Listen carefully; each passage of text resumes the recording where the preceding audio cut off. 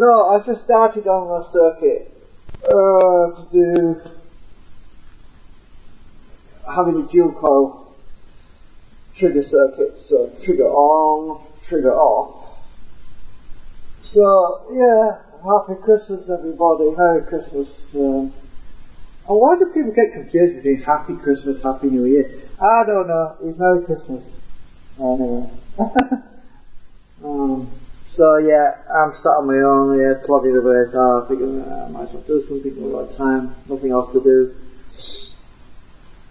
So yeah, little bit of talk about this one. Well, I found a circuit on the internet actually, but it's not ideal because it needs a lot of, well, it's a very simple 2-transistor system. I prefer a transistor because it's discrete and it's more customizable. And you see, there's a problem with using chips, right? I'll explain the problem. If you're using an IC to do the timing and the trigger on, trigger off, there's often a timing capacitor involved. The problem with the timing capacitor is with any capacitance is delay. The trigger is dependent on the charge time of the capacitor. So as your rotor goes faster and faster and faster, the capacitor becomes a bit of a negative effect on the circuit because it actually creates an offset delay time on the system. So I don't really want to use capacitors. However, I might use one capacitor because when the circuit's triggered on, I don't want it to stay on indefinitely. For example, the device might stall for some reason. It might not complete the cycle and it might not trigger itself off, so you're going to have power flowing into the coil all the time. So I might actually require one capacitor so that it's not permanently on. If for whatever reason it should be stalled, or somebody should stop it with a hand, or you basically power it up and it starts, and then it gets stuck, it cogs into a position where it's on but it's not actually moving. Well, we don't want that situation where we can start burning up MOSFETs and burning up power. So I might put a capacitor in there so that it doesn't latch permanently in the on state. But yeah. So what I'm doing, there's no easy way of doing it.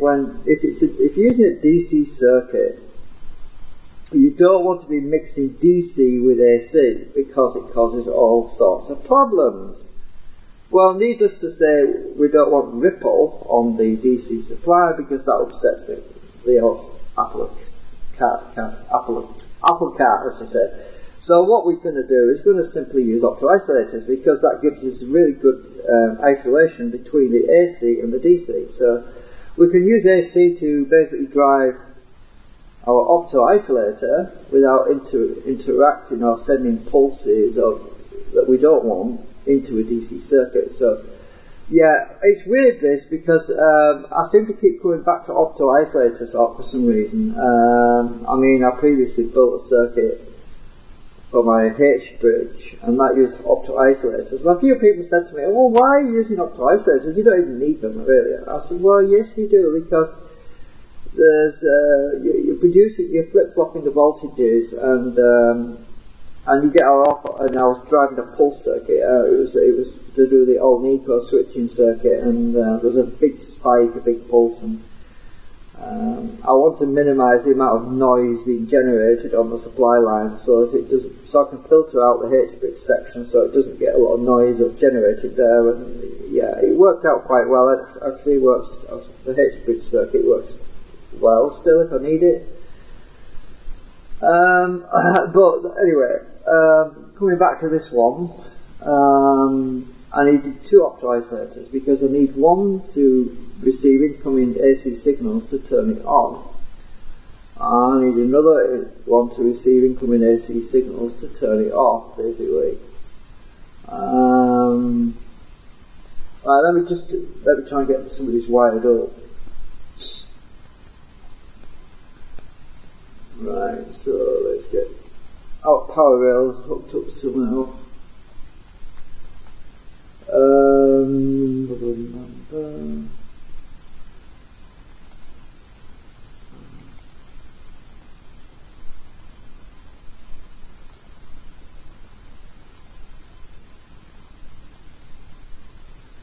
Right.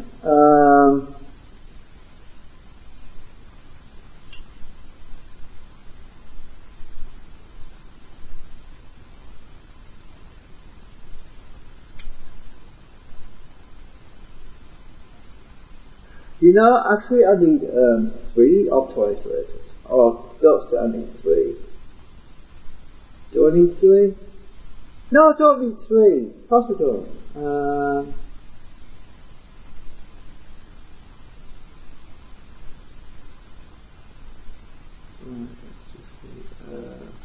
No, I don't need 3. Thank God for that, I don't want to be using 3 of them. I've got plenty of them lying around in my component box, but I just don't want to be using 3 opto-isolators. No. I don't want, I want to keep it simple. I don't want to be using, I'll try to avoid using an active circuit for this, but I was thinking about it, and the delay line, using a bandpass filter was really not practical because the frequencies were just too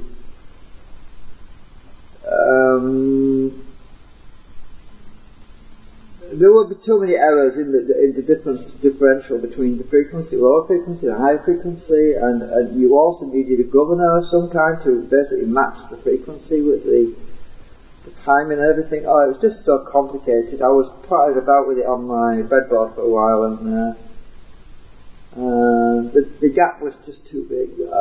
I mean, I was at the point where I was thinking, well, that means I would still need to use an active circuit, using chips, op-amps and things to basically get what I wanted. And I thought, there must be an easy way of doing this.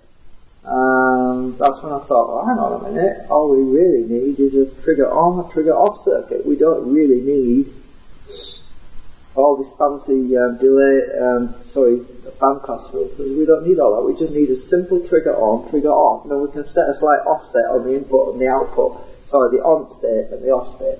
We could introduce a slight offset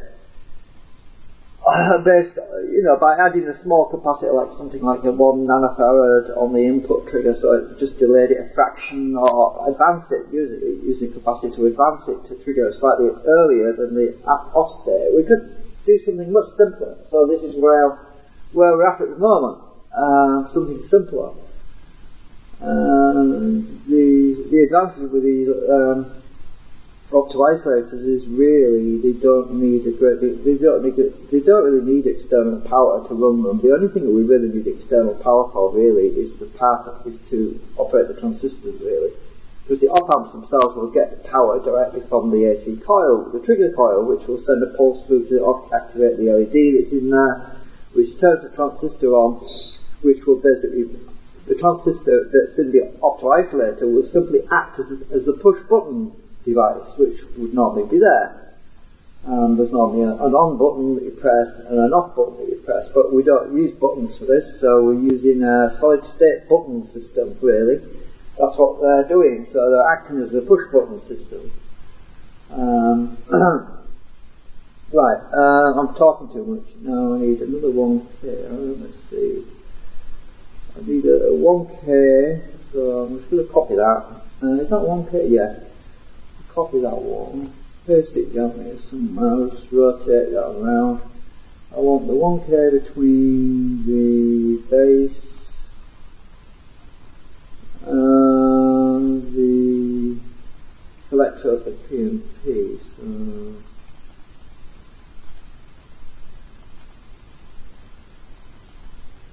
right, so what's not that? Oh, it's upside down, that's why. Right, so we've got 1K there, we need another chunk. I'm going to copy that one, I need a 1K,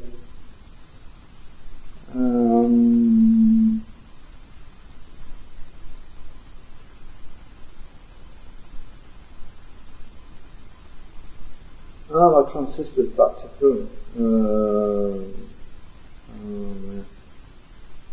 I'll just stick that there a minute. I want my transistor reverse. Is it flip? Yeah, that'll work. Right.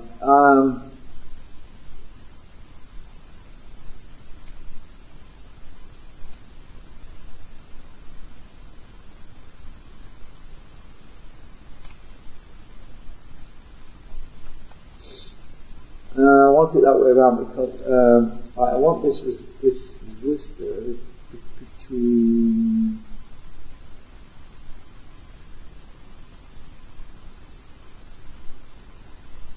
Actually, I can rotate that again.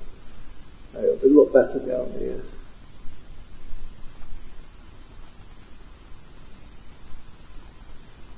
So I want, this is another 1K, I want that between the collector, pin 1 to the emitter of the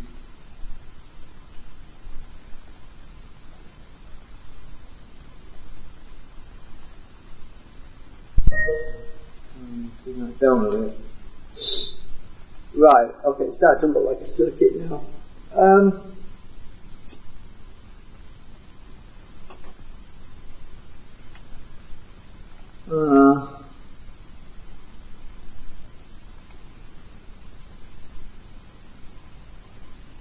Right, now let's see, R3, we want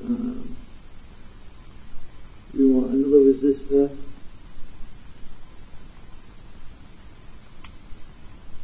And that's 10K.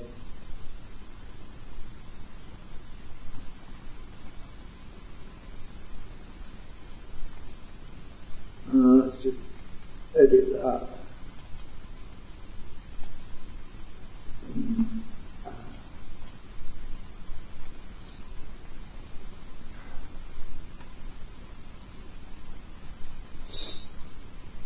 And we want that between. I might lower these values to be honest because I want fast acting. I want it to act faster at higher resolutions. I think 10K is going to be alright actually. I'm minimising the use of capacitors in this because when you, as I said, the only place I might need a capacitor is really on R2, which is this one, in series with it because I don't want it to be latched in a permanently on state because this basically biases BC547, which is that one. I don't know, there's too much information on here. I want that removed.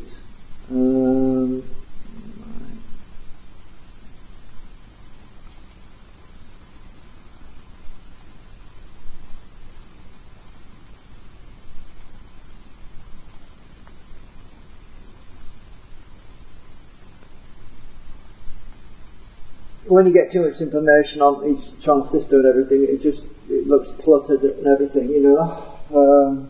I mean, I once said there's no such thing as too much information, but when it's on a circuit diagram, you don't really need all that. Just need to know what the transistor is or what it's supposed to be, and the values really. Right, so the 10K resistor is going to be, connected to there, and the collector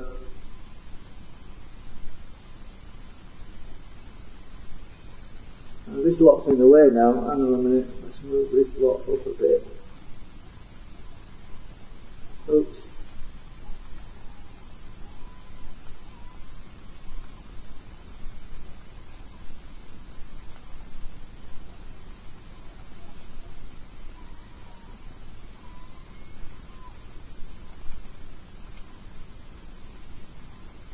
Right, so that's that one.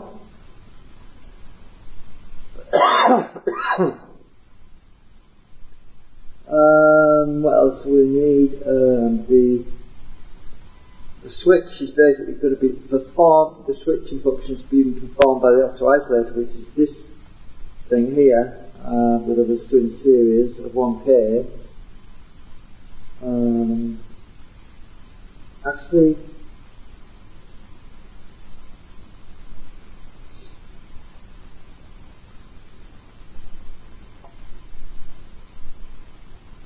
do I need a 1K?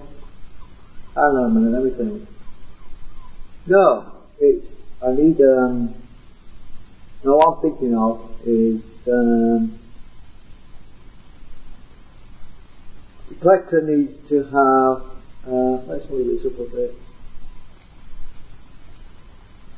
Let's move this line up a bit first and then move that up a bit.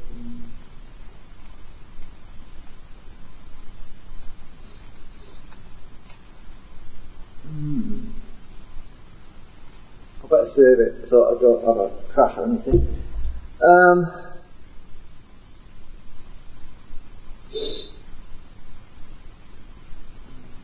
Well, I'm going to go and put kettle on. I'm going to make a cuppa and have a think a minute.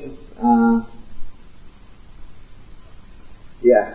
Oh, I'll be back in a minute.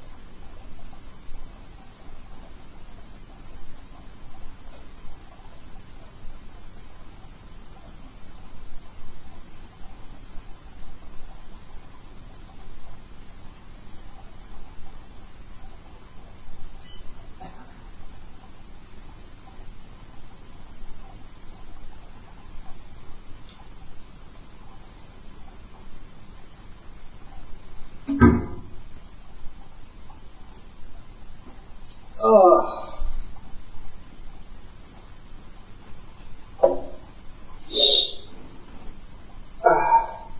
So, as I said earlier, we don't want to mix AC signals with DC. It causes problems, so that's the reason I'm using oscillator, so the pulsing doesn't introduce unwanted noise into a DC circuit.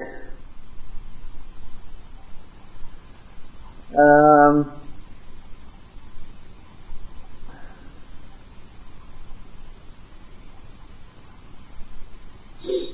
the opto isolators are cheap enough anyway, they're not very cheap.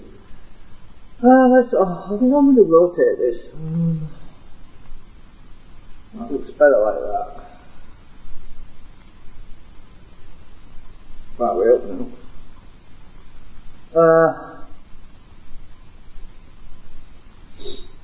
Right, so on the collector of Q1, which is down here, I need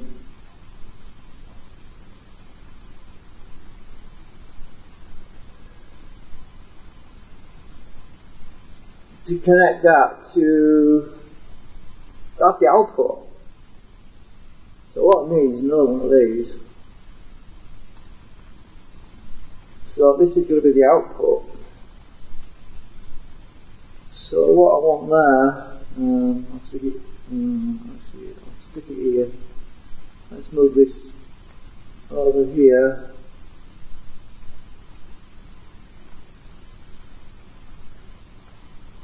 So I've got a bit more room.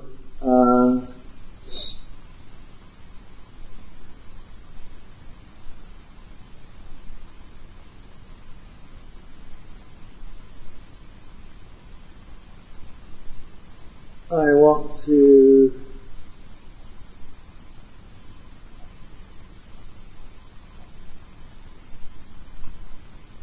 copy that. So resistor basically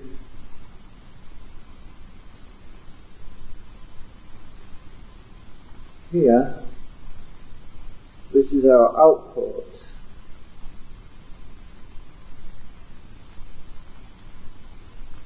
Which sends a positive signal to our MOSFET driver, our MOSFET that actually drives the coil, the main coil.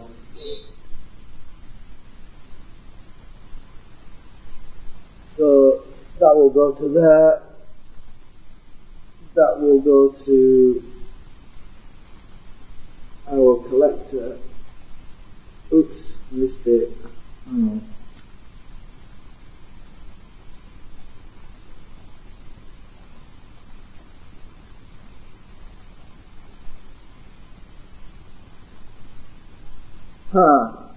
My dot's in the wrong place. Better. Right. So that's going to our output, so I need to add some text. Output.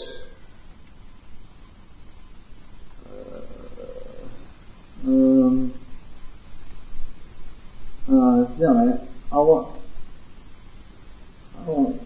double line. 0.2 MOSFET.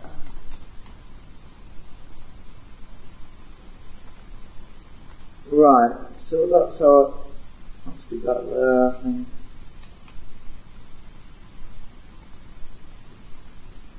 No, I'll stick it, what we're doing, I want to move it next, I'll stick it there. That's our power in. Move this down a minute. So I'll copy that. Paste that down here, and then I'll just edit it.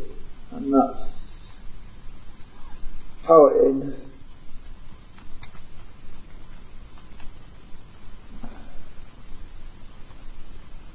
That's that. Stick that like that.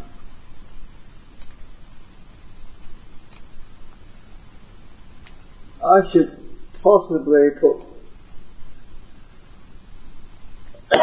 polarity on there, so let's see. Plus, minus, right.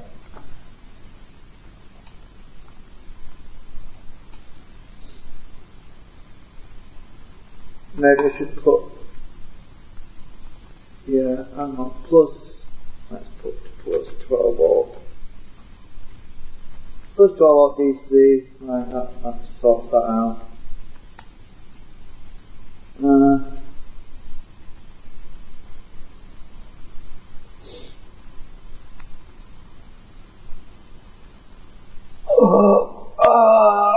I'm stretching a bit.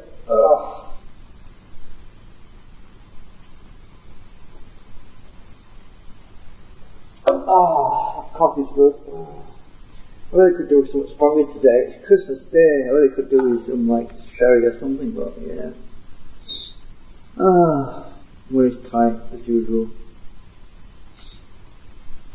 Right,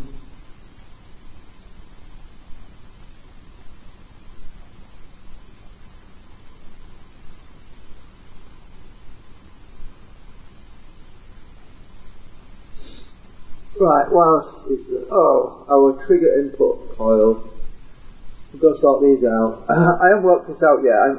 It still isn't worked out in my head, so... Right, so... It's probably not a good idea to send AC directly to the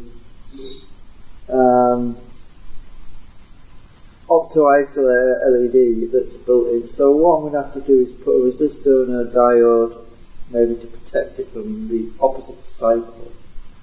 Oh, I need to actually need some presets in there to adjust the gain. I want to be able to adjust the trigger point on the input signal so I can delay it slightly, delay the off state slightly. So what I need to do there, grab my potentiometer, which is down here.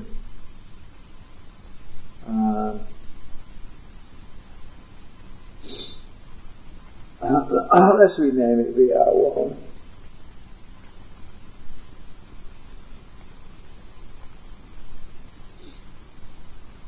Let's bring that up. Let's bring that up here. So actually, which is which now?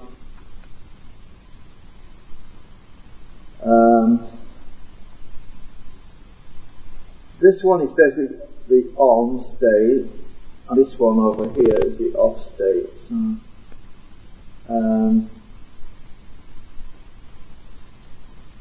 Add some more text. On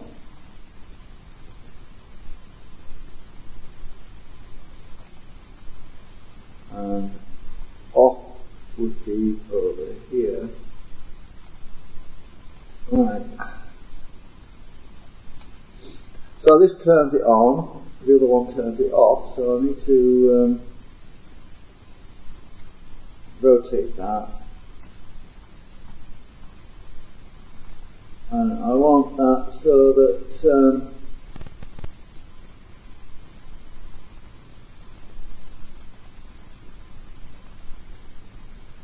so we're going to pulse coming in. I can adjust the gain on it. So I need a whole bunch of these bloody things.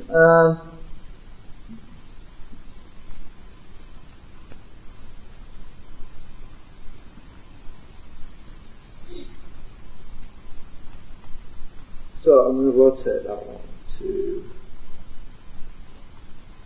that's probably right. So that's our, I need another one over here. So that one is off, this one's on, so copy that. On.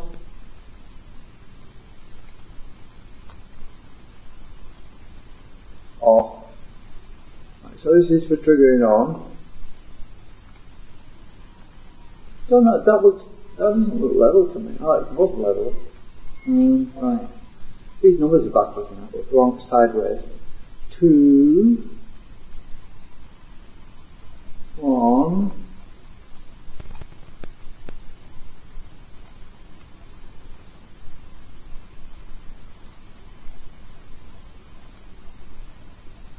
Right.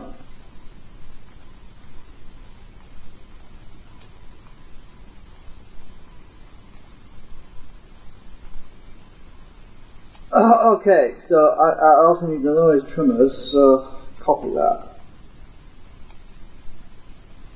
Put that over there.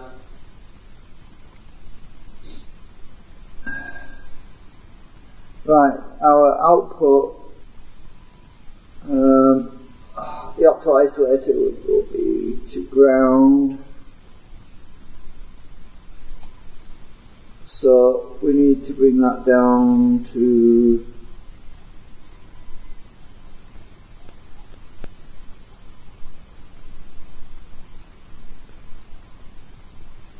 let's move this out of the way. So that needs to come all the way down to ground. And that one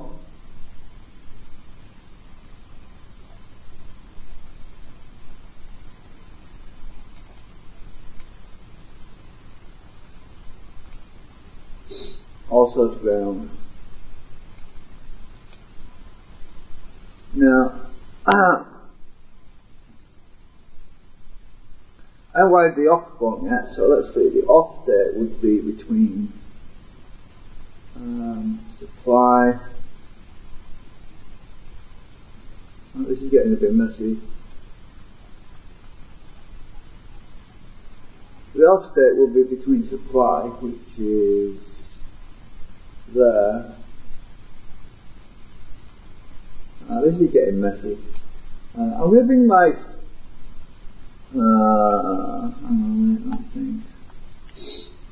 I don't like crossing too many connections in the diagram, really, it's just messy.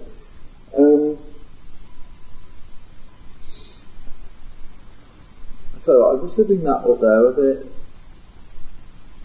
I'll leave inside here, and then I'm going to bring that. So that connection wants to go to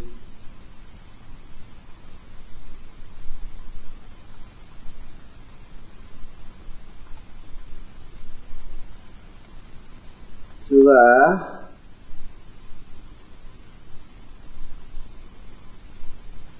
and the other end goes to this PMP to turn it off. Right. So when this triggers, it biases the PMP with a positive voltage, which basically deactivates it and it turns it off. It kills the latch, basically, it just removes the latching situation. And it's through a resistor, so it's not going to go directly through the NPN because of that resistor R4, not R1. Yeah. It is R4. Right, so I need to move this down a bit because it looks a bit crooked. Right, that's better.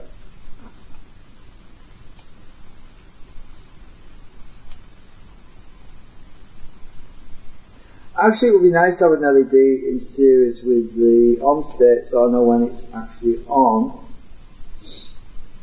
So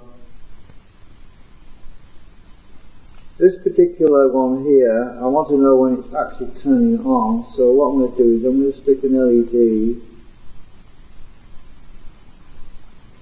in between here and there. So I'll disconnect that. Where's my LED gone? Oh, it's here. Rotate that. So I'm going to stick this LED in between the opto isolator.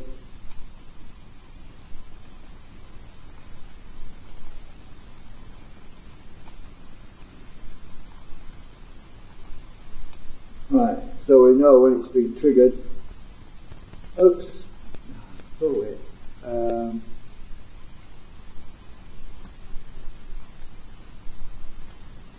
It's always nice to know when the opto isolator is basically turned on because we can see it by the LED.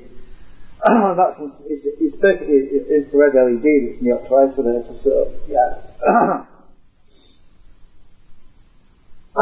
Right, so that's that. I don't really need an LED for the off state, so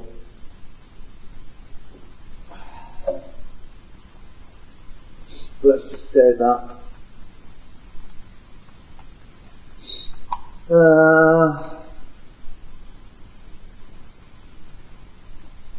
There's circuits and under circuits. I mean, the circuits that are complicated and you don't know if they'll work or not, and you've got to fart about trying to find the right values. And there's basic passive circuits like this that don't require a great deal of brain work. You know, they're just logical, really. And I mean, but there's a certain element of trial and errors to do with the timing and adjustment of the pots and everything and all that stuff, but that's pretty basic. I'm not going to worry about this too much, but I'm probably going to build it on a breadboard or something first of all, because I want to have a play around with the trimmer pots and things like that to test it out before I actually build the board, in case I need to put some kind of a capacitance on this section here to slow it down from triggering. There's always that little possibility, but that I might need a slight, but you see, whenever you introduce capacitance, then you're introducing other problems such as the timing and the response curve and all that stuff. But when you're using just passive resistors to drive transistors, you don't have to worry about all that. As I said, I don't really want to have this latching permanently on because it would cause an overload, a short or something. So what I'm going to do is I'm going to stick the capacitor in series with this resistor. So let's find a capacitor I can use. I'll just drag that one over. This is, I'll basically copied a previous diagram and it just saves me having to do overlay out and everything again. So what I'll do is I'll stick that in series. 47 microfarad will be more than ample to prevent it from latching permanently in an on state. So if I just take that chunk out there and stick that in the series of that 1K,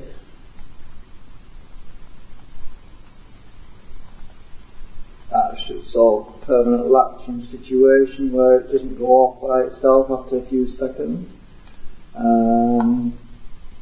Yeah, that would work. Now what have I forgotten? I haven't connected up Q1 emitter yet. A Q1 emitter basically goes to supply, so that basically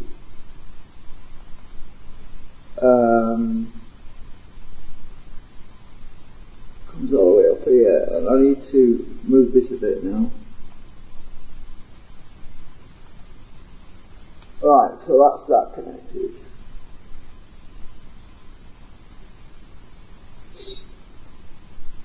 And the trigger circuit, the on-off switch for the PMP, the off switch, sorry, for the PMP is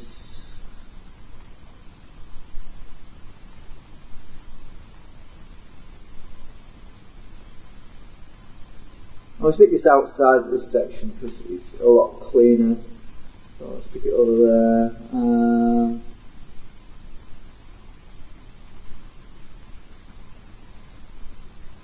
I can rotate that actually, that wants to be like that really. Right. I'm just going to go with 22K.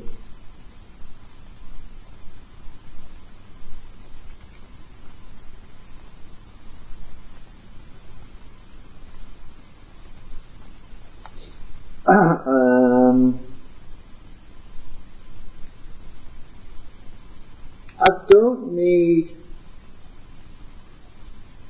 an end-stop resistor for this because you can't blow up a PMP by basically grounding it, which is what we're doing with supply because it's a PMP. When you push plus volts into the base, it just turns it off basically, so we don't need any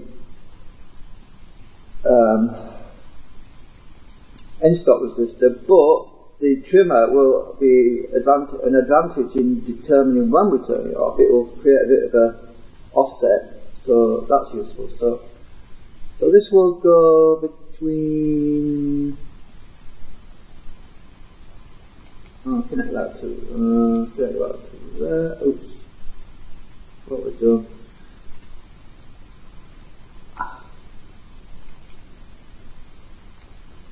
So connect these two together.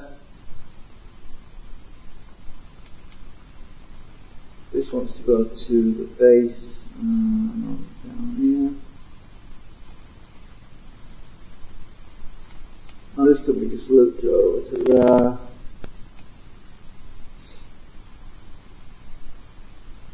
Because there'll be leakage through the capacitor and there's 10K down here.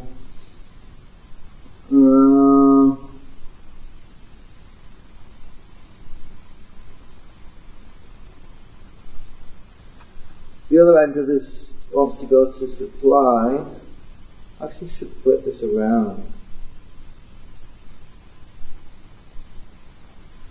Let's just disconnect that in a minute. Let's just connect that end to, oops, I keep doing that. That's doing. let's just connect that into pin 1 and pin 2 to supply, then I don't cross over too many connections. That's better. This trimmer can go down and oops, and do that. Just drag all this over here a bit. Oh, come on.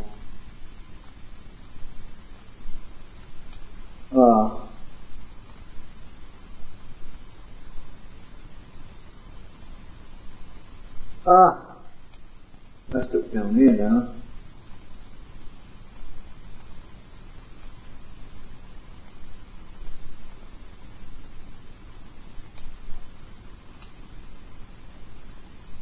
Hang on, I'm just tidying this up because it's not right.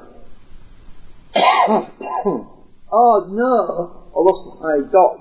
My X. Undo that. Let's just move it up a bit. That's it. Right.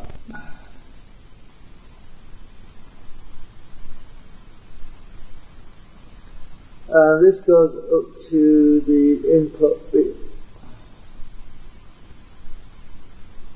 Oh! What have we done? What have we done? What have we done? What have we done? Hang on a minute.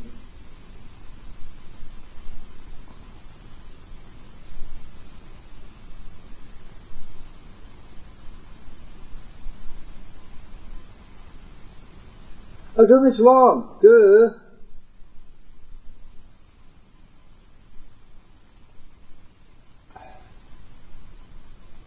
I want to go to there. Duh. That's it. The opto isolator is doing the switching for the base, the base, yeah. So we're sending AC into this circuit here, which triggers this. Yeah, I made a mistake then. God, I spotted it. Right, that's done. That's right. So.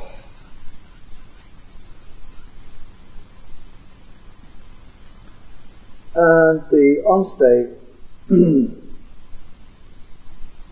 between positive and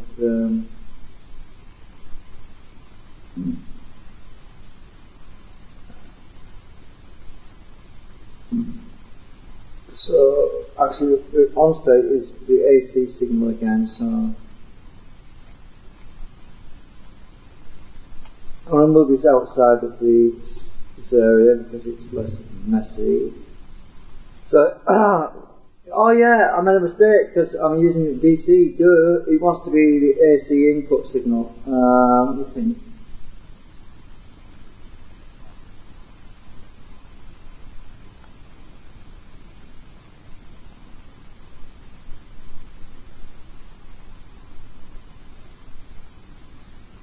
Yeah, I connected the. Actually, one end of the leg of the AC can be connected to the ground.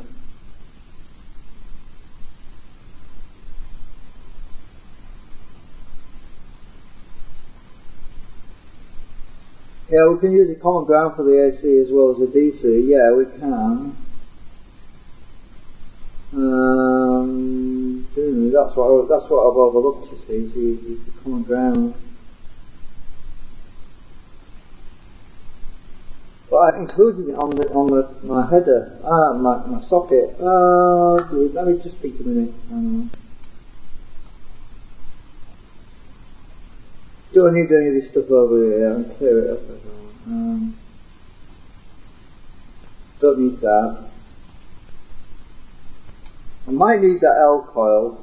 Oops, what have I done now?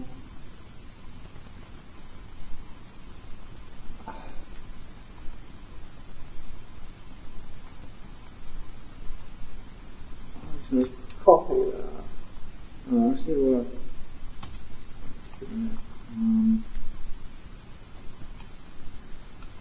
I might need the L coil, so I'm going to stick it in here for now, just so I know where it is.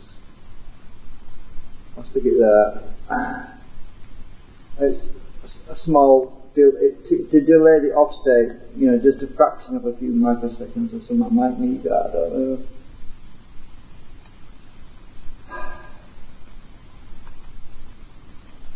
Yeah, I kind of screwed up with the ground situation. I need a common ground for the AC. Or maybe I don't. Actually don't. I don't. If I just... The opto-isolators, the LEDs and opto-isolators can have a separate ground. That would be better. Yeah, that would be a lot better idea actually. So these here, just delete that line there.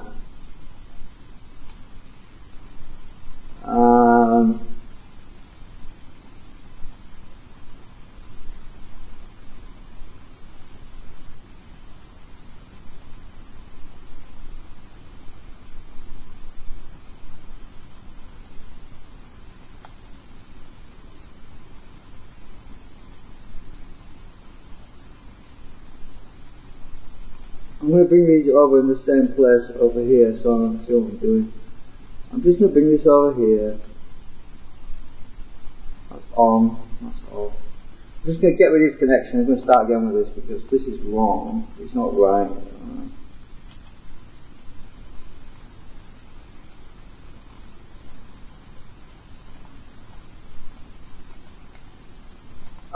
Go away.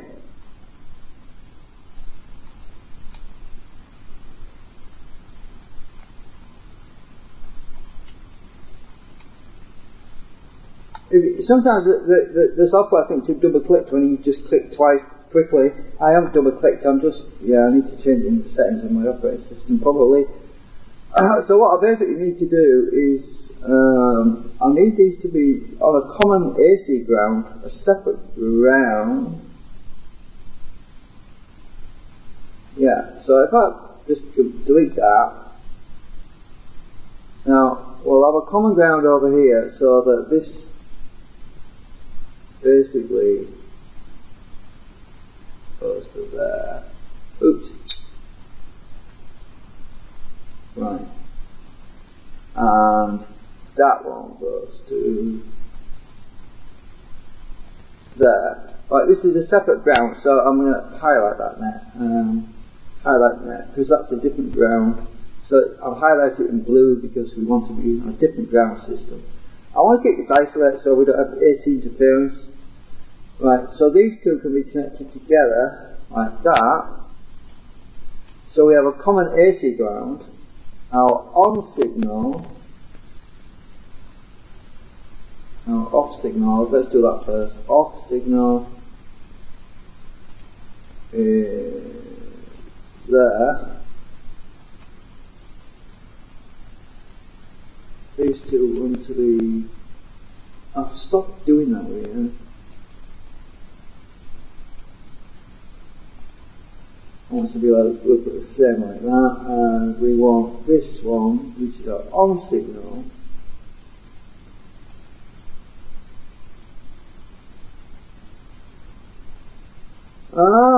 What? Hang on a minute.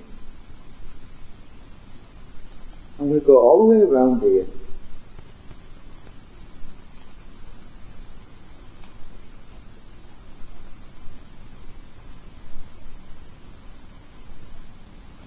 That's better. Right.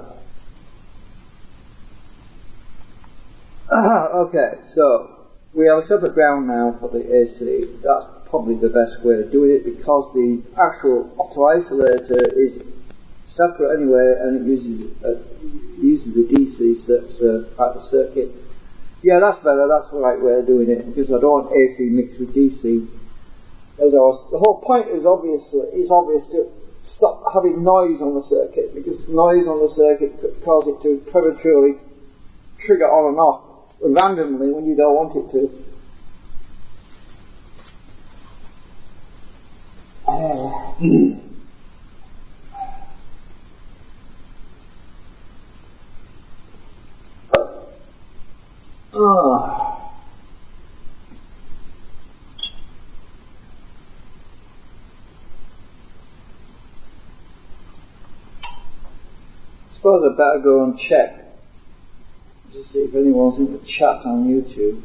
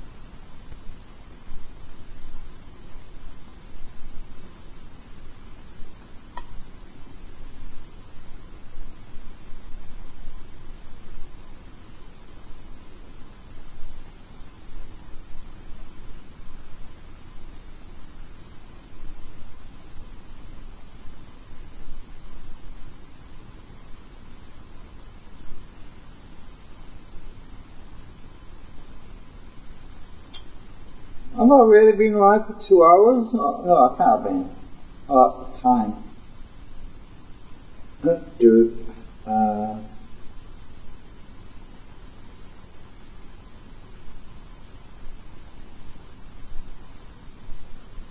Where's my chat going?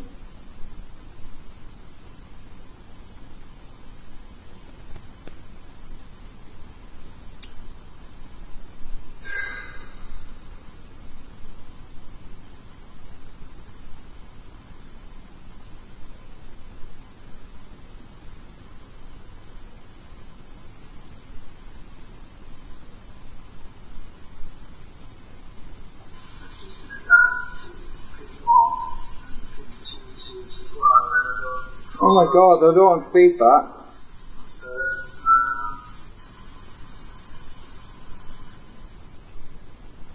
Oh, there's a massive lag on here. Where's the chat? I don't want to play it, I just want to chat. I just want to see the chat on it in case...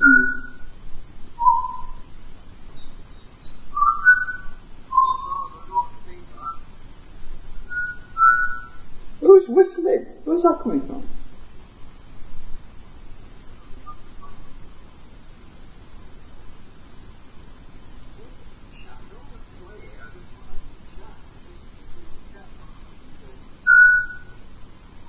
That's weird, I'm hearing whistling. I'm just killing that, just to have a battery. I don't know where the whistle is coming from. That's strange. Very, very strange. I'm not whistling in here. If you can hear whistling, then it must be Santa.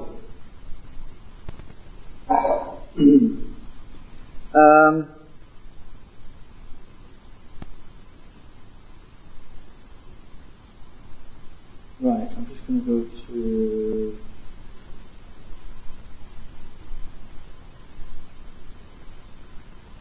channel.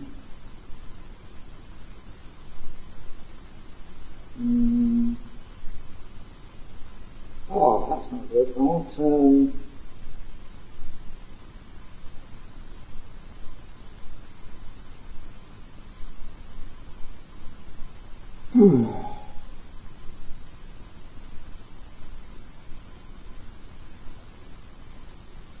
Oh, I hate this YouTube menu system. It's really crap.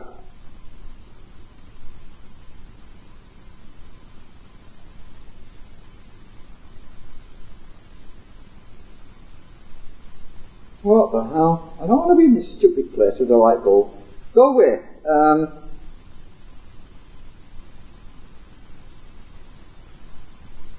So I'm looking on my phone at the moment and it's just stupid. I hate these mobile phones. They really suck. But you kind of, yeah. I don't want to be there. Where's my, I want to go home. Go to home.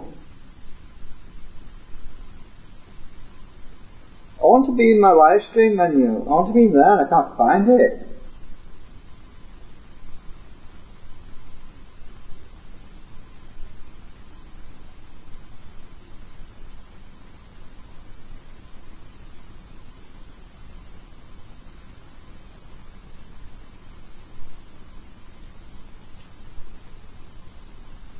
Try this other one. Stupid YouTube. Stupid Google.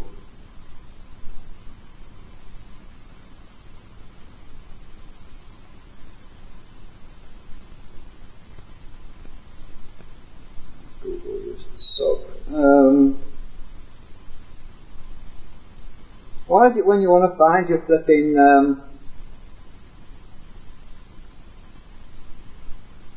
I've just got a recent tab, so it might be somewhere in here. I'll switch for you.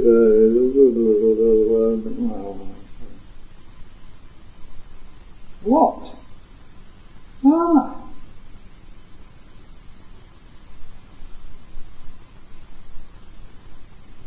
It's on my foot, my computer's gone to sleep now.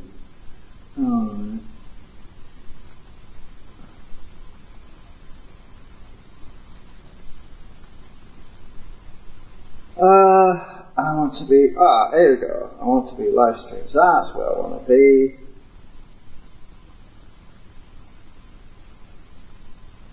summary.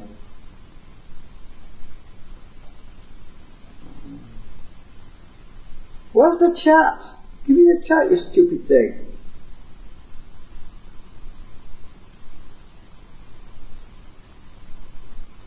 I just want to slow my computer down, you see, though. I can't just look at the chat on the computer while I'm designing a circuit board, so I'm trying to get the chat on the phone, and it won't give me it.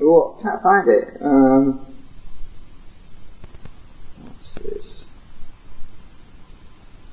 Oh, stupid thing.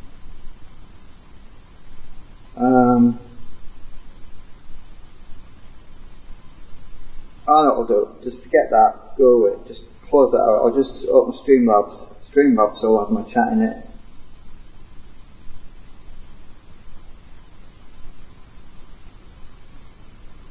Right.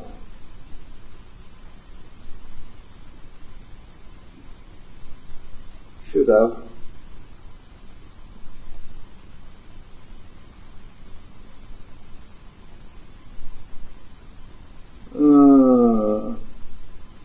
What's this? Exclamation. What's that? No, I don't want that. What's the trick of the chat? Come on. Rotate. Rotate.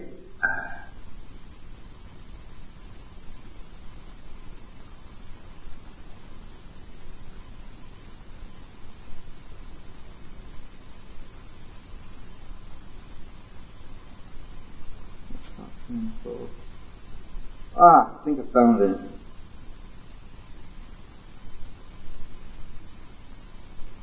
No, don't do it freaking live because I'm already live. Or just, had it with it. I just had it. Close, just disappear.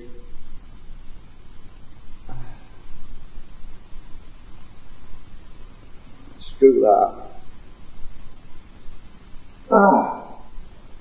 So if I'm not if I can't answer you in chat because I can't get it working, it sucks. It's a piece of garbage. It's obviously created by an AI that's got an intelligence IQ of 1 or -1.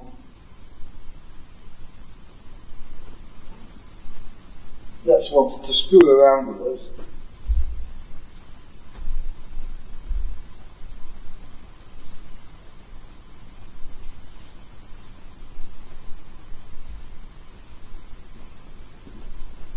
I'll just go on my YouTube a minute and make sure it's working anyway, because I can't remember, I don't know if it's killed me or not. You see why is it I can click on live streaming on YouTube on my browser and it works straight away. I can see the chat. Well,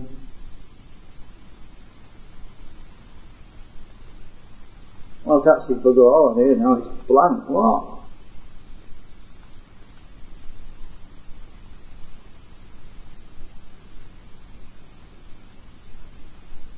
Oh, nobody's watching anyway, so what were we worried about?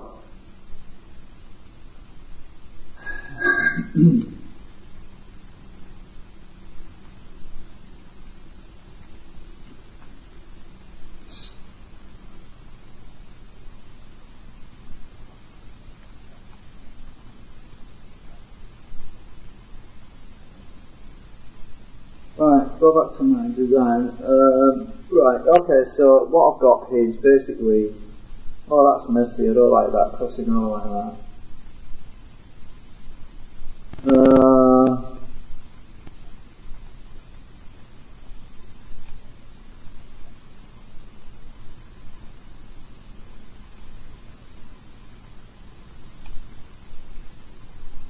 I need to tidy this up because it's horrible.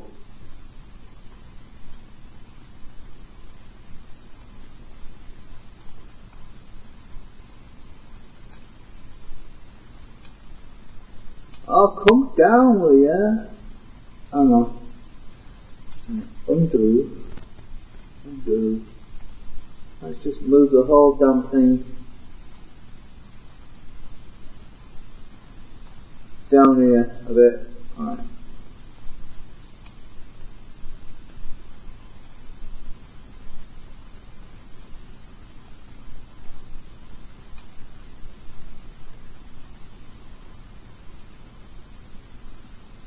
What's going on here?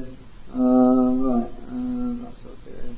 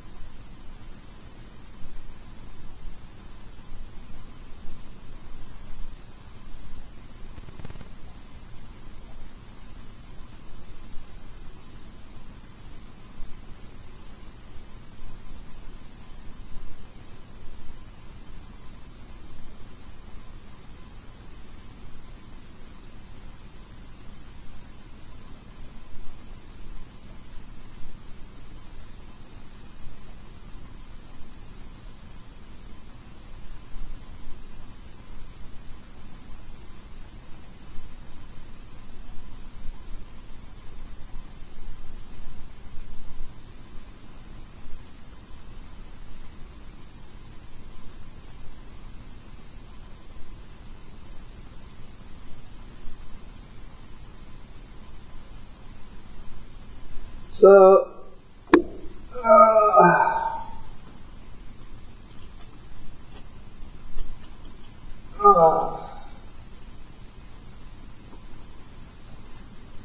right, so I've got a diagram. It's a bit messy at the moment. I'll try and tidy it up later.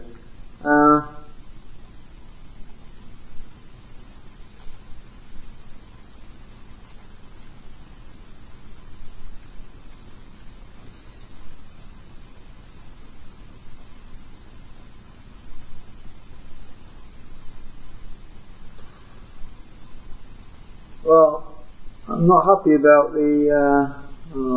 Actually, let me just try something. I know what I'll do. Let's just disconnect this thing here. Disconnect that. Let's just flip that and rotate it. Right.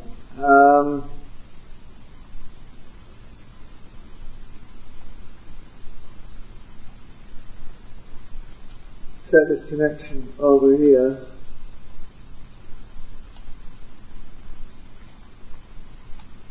That looks better actually.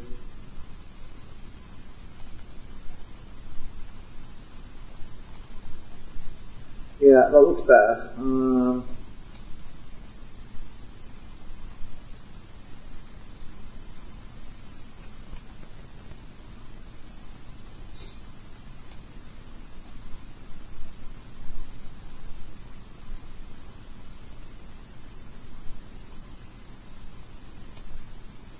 So we do need a current limiting resistor on there really, an end stop resistor after all, because if it's AC that's coming through there, we might get too much AC going through when this tremors right to the end. So what I'll do is I'll stick a single end stop resistor on this section here. So that one's 14.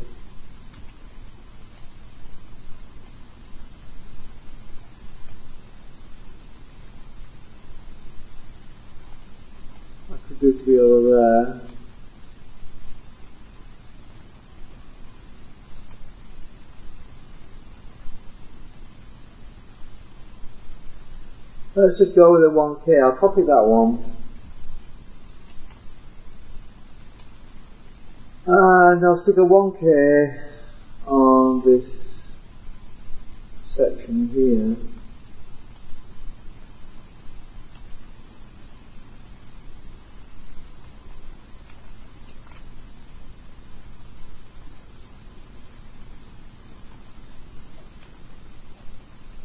So we can connect these two common grounds.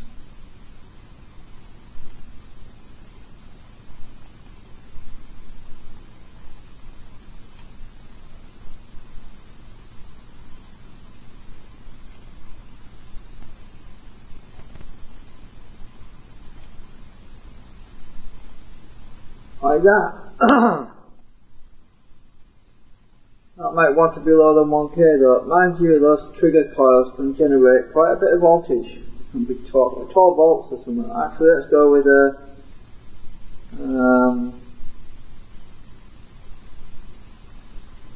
let's go with a 560 ohm.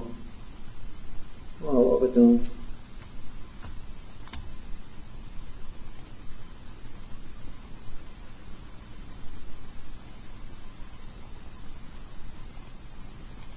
That should work well enough.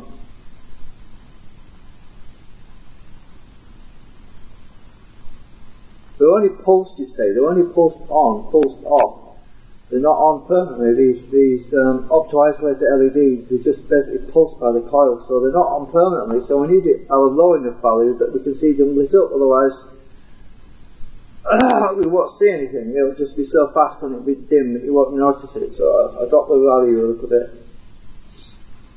So basically the on triggers and latches the transistor assembly, and the off just unlatches it. But our capacitor down here, C1, which we don't really want to use capacitors, but that's an insurance to ensure it doesn't stay in a latch on state for more than a few milliseconds really, because well, it's going to be, as the speed increases, I mean we could get away with a 22 microfarad really, but having a larger capacitor in there, it's just going to ensure it's not going to stay on for more than 2 or 3 seconds really. So I might latch on for, if it gets in a stuck state, it'll probably latch on for what, 2 or 3 seconds, and then it'll go off. So like that, as long as it takes to charge that 47 microfarad, but it's just insurance because I don't want you to be permanently latched on. Right, so that's that.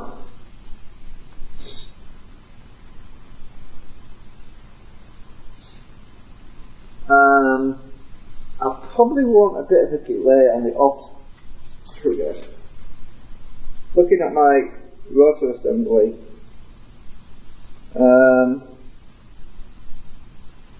I need a bit of a delay on the off state, so I want it to be on a bit longer really than what the position of the coils, the maximum position of the coils spread out as far apart as I can get them, means that I could do with it being on a bit longer.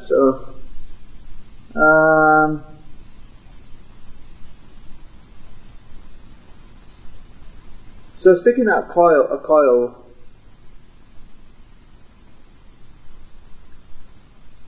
on the off section would be an advantage. So if I just get rid of that,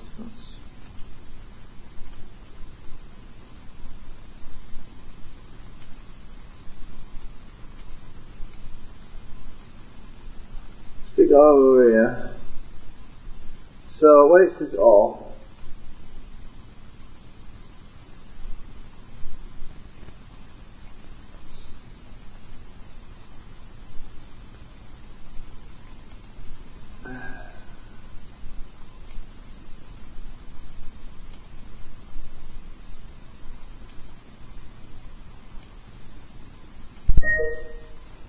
yeah, something like that.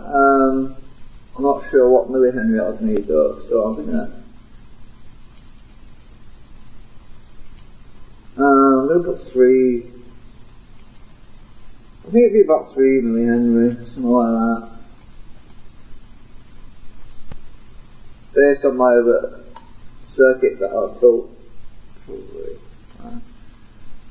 Because remember, capacitance advances and a coil retards, basically, the signals.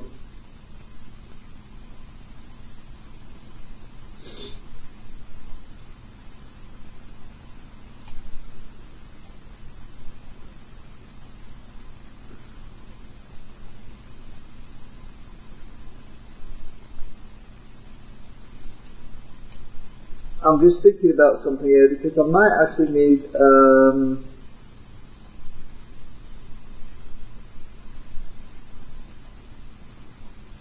return capacitor, a return resistor or something, to a pull down resistor somewhere.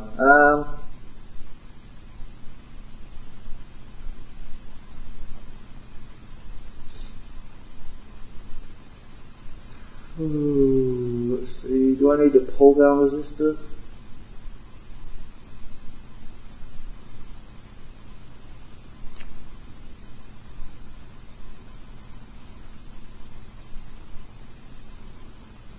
No, I don't think I will, because the coil itself will pull it down anyway, because it's a low impedance, so yeah, I don't think I need to pull down resistor on this section.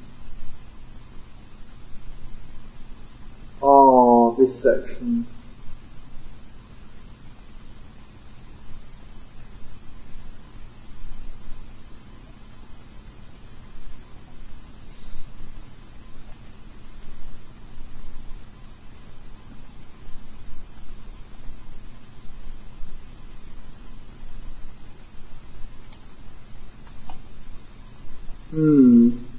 Did I get an email or something?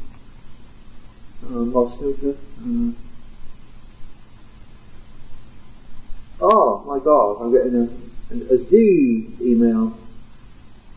What? No, it's Z, you're not much for words at all. I don't know if you're watching, my god. MC and HNY. Oh, Merry Christmas and Happy New Year to you too, Z. Not much for words, am I? Oh, you are funny, Z. Right. I'm going to reply to Z.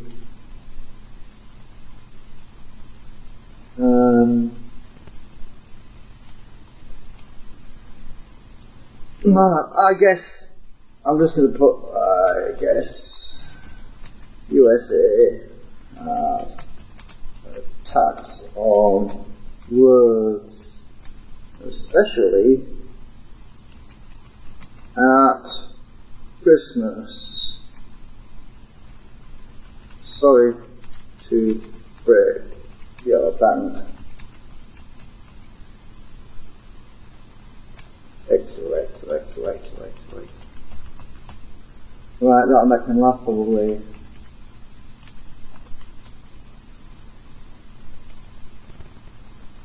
Yeah, you need to talk, Marzi.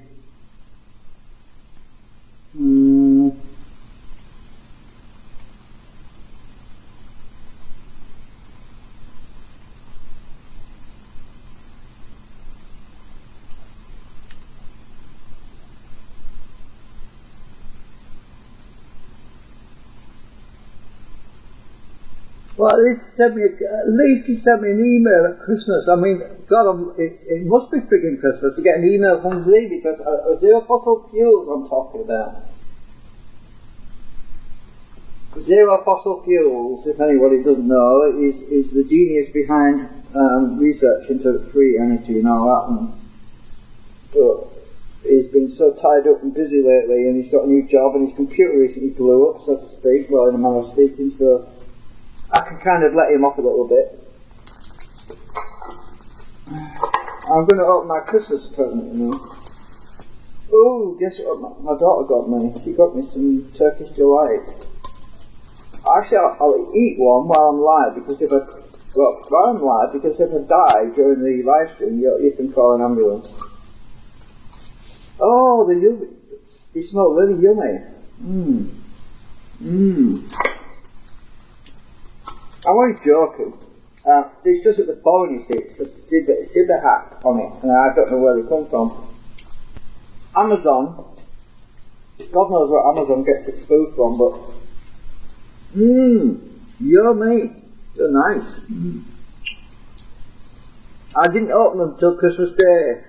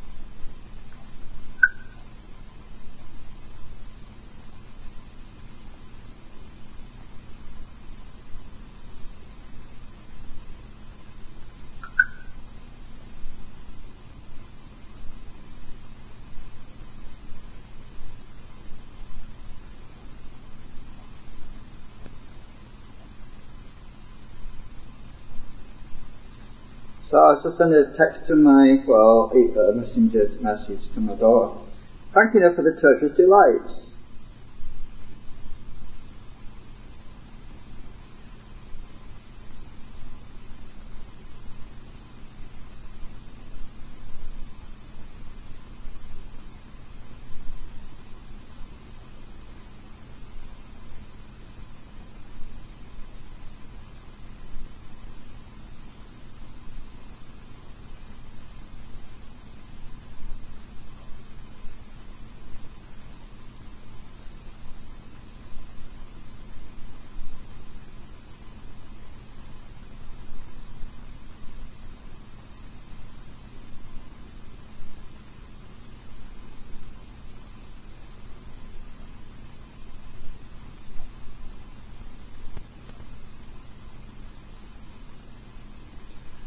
Right, so what next? I don't know.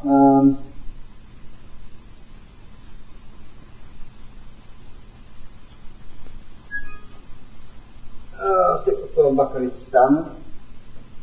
Oh, I'm sucking this coffee pretty fast. Pity I don't have some brandy to go with it or something, I don't know.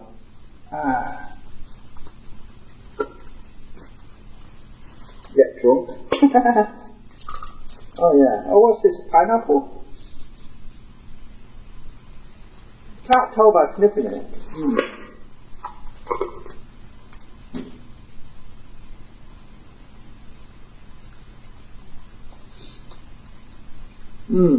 So let me see. What else is there?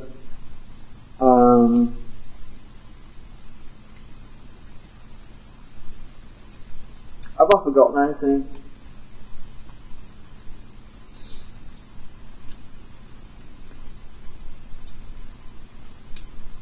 You see, if anything, all I need to do is delay the trigger on. No. Advance the trigger on. Delay the trigger off. That's basically all I would possibly need to do to widely on time. This is a nice one. I'm not sure what it is. It tastes like lime or something.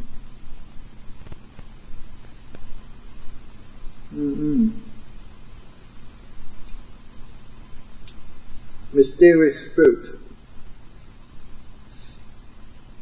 I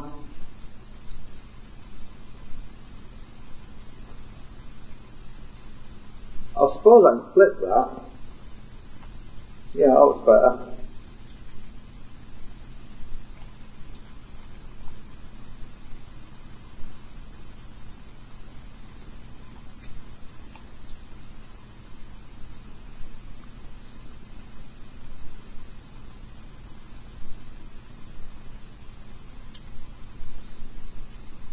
What else is there? It's a very simple circuit, and I have got some VC557s and VC547s. So I'm pretty sure I've got some of those. I've got quite a few of them actually, so I don't have to go hunting. Anyway, they're basically just an NPN. I don't have to worry too much about the specific values, because all they're really doing is sending a small on-state pulse. No, not a pulse. Well, it is a pulse if it's running fast, but basically a latched on-state pulse, whatever, to the MOSFET, which is on here. So I'm simply sending a signal out to the MOSFET driver board, which I've already got, which was from China. So I don't have to even bother building the MOSFET section, because I could just drive this directly from this board for testing purposes. But at some time in the future, if I decide to put a MOSFET and everything all on one board, I can do that. But I'm not going to bother with that for the moment. I just want to experiment with this and see how it works. Maybe I need to make a zero fossil fuel piggy bank to sponsor his words. That would probably be a good idea.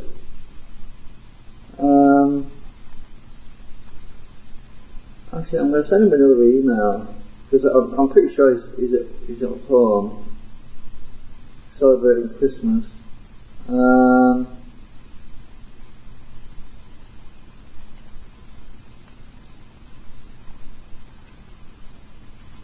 Let's see, sponsorship. Go from me. Piggy bank. I'm just winding him up. Piggy bank. For more words.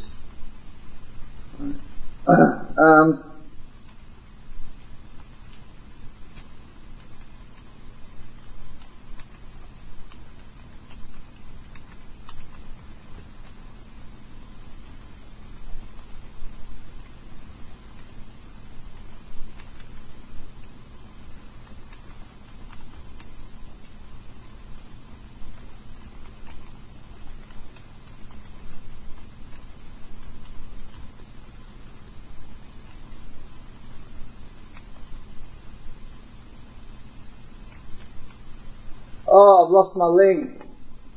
I didn't have it on this computer, that's why. Hang on.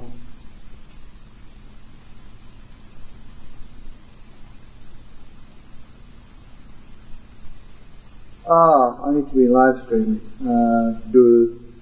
So if I copy this link,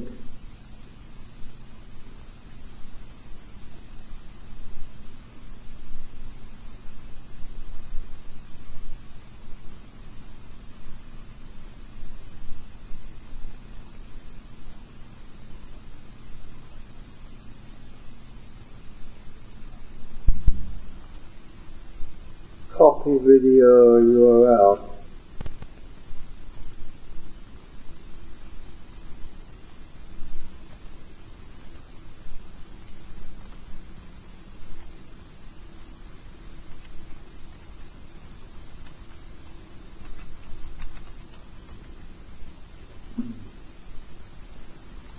Right, okay, right, that's done.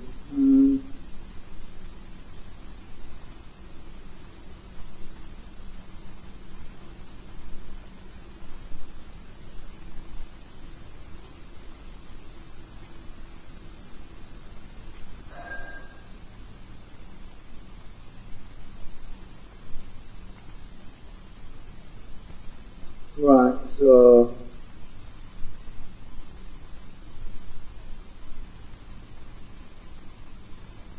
I don't know what that little box is. It must be a smiley or something, but I've just got a box and I have no idea what it is. So anyway, I'm not much for words at the moment, am I? No, yes I am. I'm talking too friggin' much, but I'm not actually saying anything useful. My teacher used to say to me when I was little, if you've got nothing worthwhile saying, just keep your mouth shut. Oh, good piece of advice that.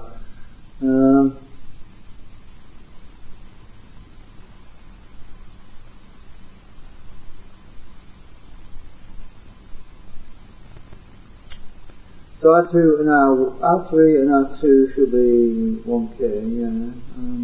So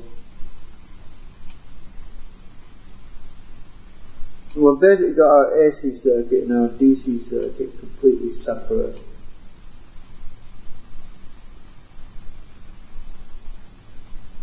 Isolated, as they say.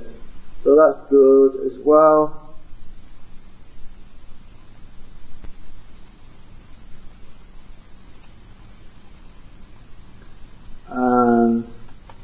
I'm just going to zoom in on my computer like this because, oh, it looks speckly like that. Ooh. Right. So I suppose I've got to translate this all to the PCB and then start arranging the PCB, which is something else I want to do. But I'll tell you what.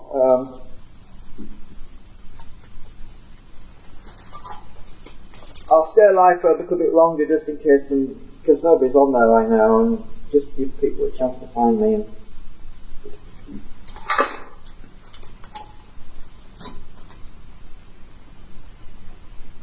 But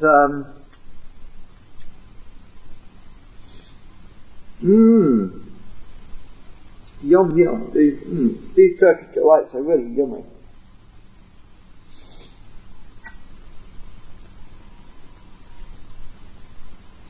And I also sent a link to my daughter as well, so she needs reaction time.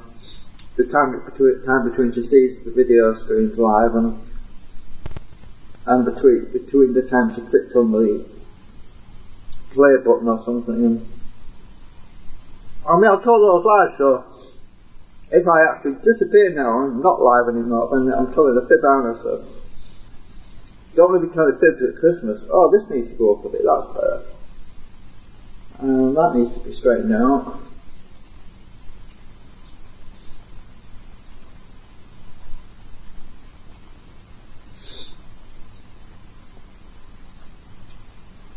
Left corners are always better in a schematic, it's easy to follow it.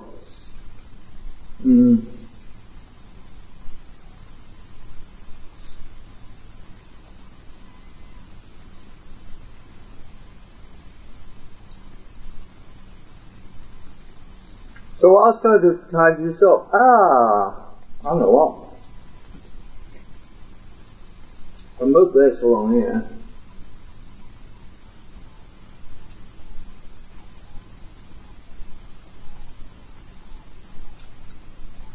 Oh, wrong one. Move that along here. That looks better. That means I can move that up there now. Yeah, tidy. I can move this along here now as well. That looks even better.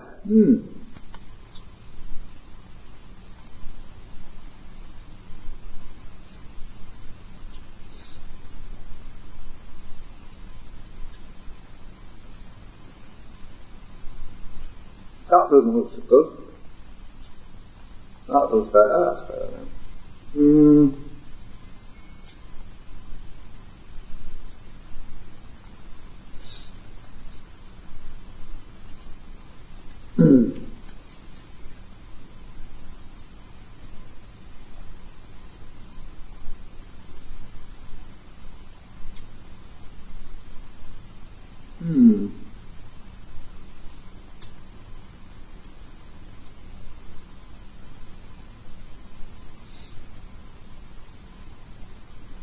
Yeah, because I was kind of feeling a little bit stupid earlier because I actually used a DC ground for the AC pulse signal circuit. I don't know why I did that. The whole point of opto-isolate is to keep the AC away from the DC. Anyway, I've sorted that out now, so that's separate now. That's the way it needs to be. The only thing that I want interacting with the DC is the opto coupled infrared transistor switch, which is what we've got now. Because then there's less chances of having ground loops and all that crap. So, I mean, if you've got this circuit connected to a ground, I mean, the coils are actually connected to a ground through the DC input voltage, which you might be using to drive a pulse coil, and you have accidentally do what I usually do, which is to plug another device into the mains, which is also connected to ground. You can create a ground loop circuit, short circuit basically, and all your power is dissipated through the earth ground system, and you don't know where the problem is.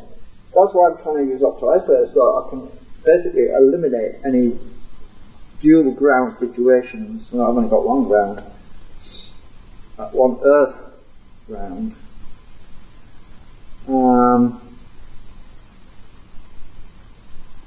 Ground loops are the biggest headache you could ever have, because you often have a short and you have no idea where it's coming from. You can't figure it out. You think, well, what bloody hell's going on?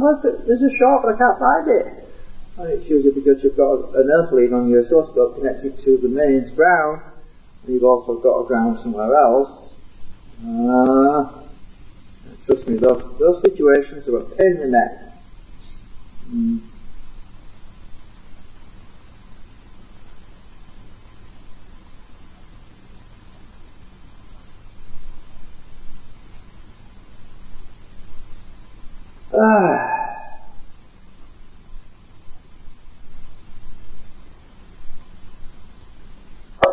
Oh, coffee is so nice. Well, it's cold now anyway, but it's still nice.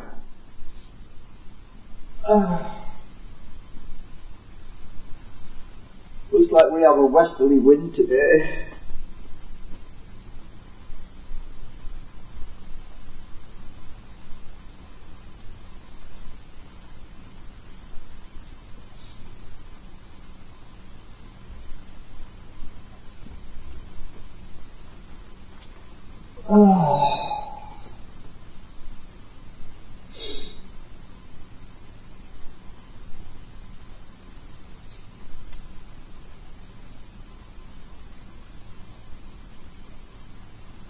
So I basically drew it up less than an hour.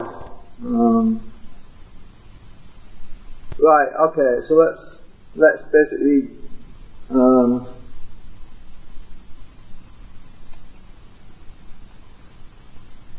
let's just remove all this lot here.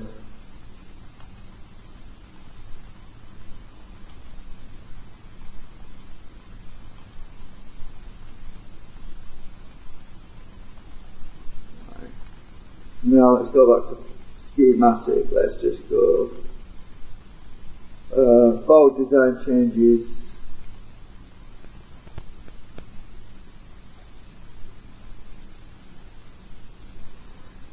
There we go.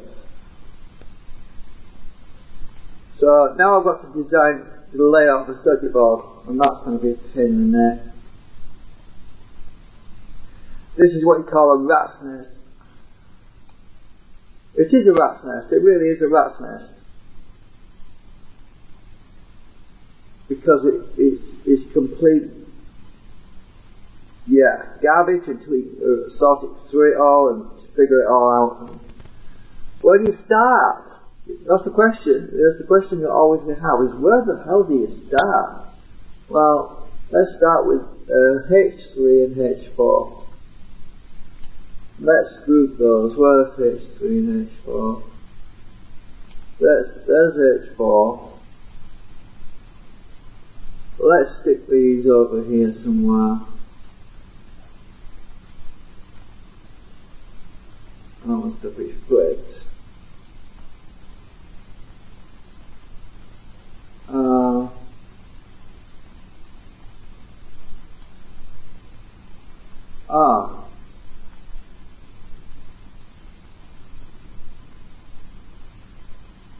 What's it?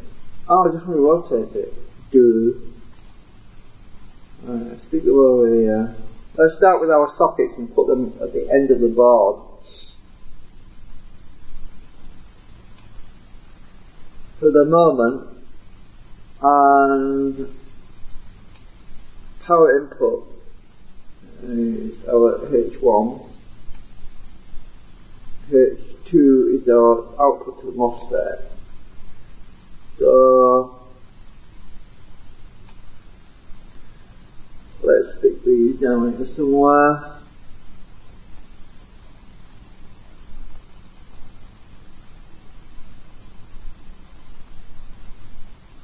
And let's start putting our transistors and things and start arranging. We've got to get things in such a way that there's a limited amount of crossover where what the lines cross. The minimal amount of line crossing is when we've got things sorted out pretty well. But it is a nightmare when you're doing circuit boards and you've got this rat's nest to deal with. We need to get things sort of close together. For example, this resistor here, this variable resistor here is connected close to L1, so we need to keep those together so that we're not. And this needs to be close to the IC, so we need to bring this IC so it's going to be quite close to that. And because of the track from that one to that one, we need to bring our header 1 close to IC2. So it's just moving things around until you get things where you want it. But now, professional designers, they have more problems because they've got to put the sockets basically where somebody says they want the sockets, and that's even more of a challenge. Unless you've got dual-sided board. I work with a single-sided, so right, this IC1 wants to be close to that header, so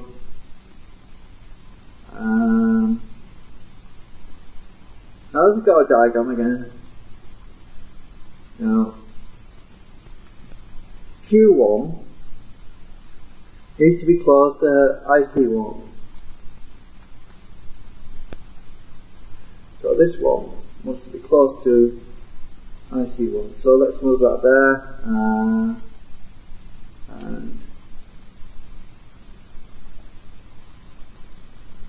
IC2 wants to be fairly close to Q2. Now he's got the numbers right. IC2 wants to be quite close to Q2, so that wants to be up here somewhere. Well, I'm going to move it around. This has to move out of the way a bit. So this wants to come down somewhere, let's see. Let's just put our chips close together. Our opto-isolators close together. Let's move this around a bit. This can be rotated actually. Let's rotate that like that. See, but I don't like it. Let's move our header up here and bring our transistor down here. I'll rotate it again. It's not right. Oops, go away. Now this one's rotated.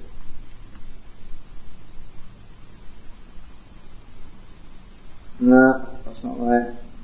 I'll leave it where it was for now. Take out Q2 there. Q1 wants to be down here somewhere. That wants to rotate, I think. Yeah, that will look better like that. But now it crosses over, it wants to go to H1, so Q1 wants to be close to IC1, but what about H1? H1 wants to be, well, that's the power, so that doesn't matter really. It's H1.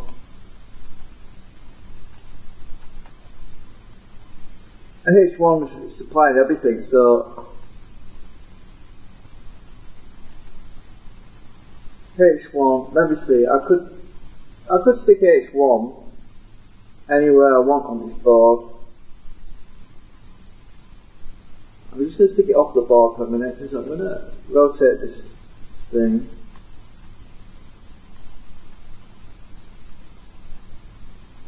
That wants to be down here, really.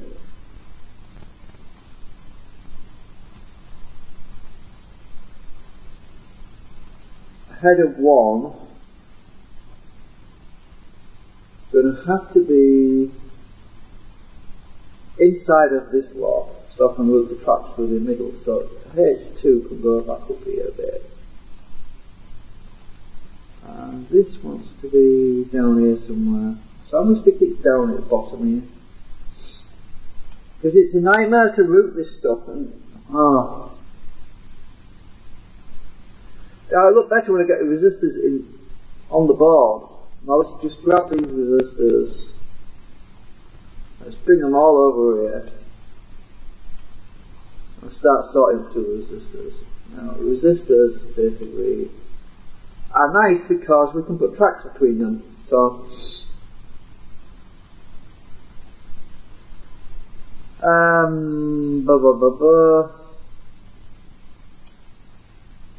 let's just move this lot over here out of the way a bit. I'm going to move it at the bottom actually. Stick it down here for now. Right, we've got a trimmer which has to be there. I'm going to get rid of this copper fill area which was the blue line. That can go right up there. Right, resistors. Now which track does this go? This one goes to that resistor, so let's grab this resistor. That can go right there. And what else is attached to a resistor? That Q2, obviously all the transistors are, that's the resistors of the Qs, so let me just move this all up a bit. So if I grab this lot here, move it up a bit, that's better. Right, now I can bring my resistors into play now. Right.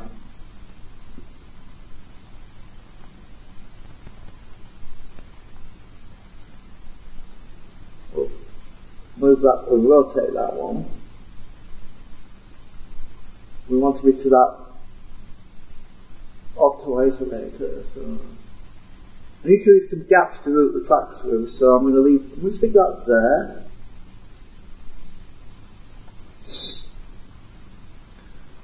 Now this resistor is connected to this opto isolator, so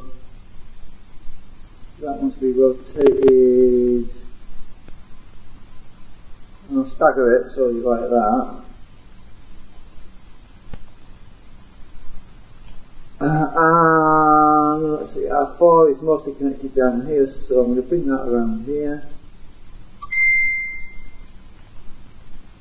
And our C, our capacitor, is connected to that resistor and that auto isolator, so that wants to be rotated. And we're going to stick that in here. I'm going to have to move these resistors again in a minute. So if I stick that there,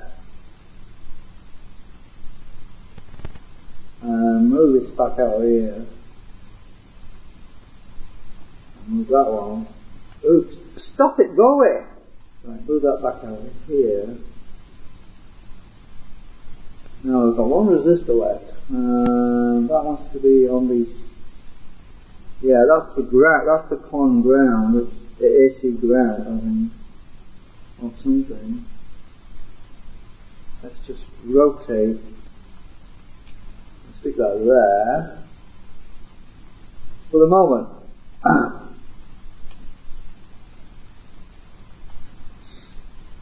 Somebody messaged me. I don't know who that is. Probably my daughter.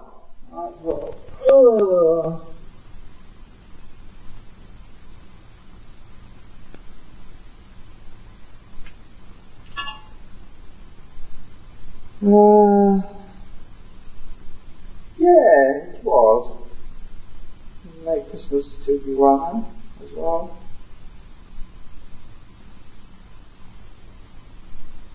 Right. I'm going to get another cuppa in a minute. I drink too much coffee, I really do. Notice that I'm using the same circuit board size as before because I'm trying to get this on a smaller board. I can rescale the board a little later. Now this LED, this wants to be over here, and that trimmer wants to be rotated and over here. Let's rotate the name. That's not bad. These flipping pads are the wrong size though.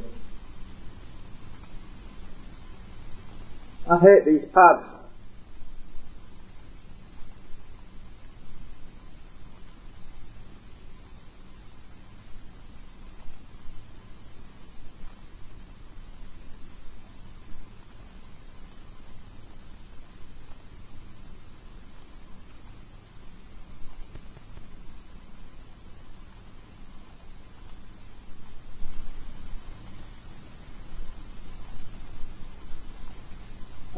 No, I don't want to. I'm just adding a track.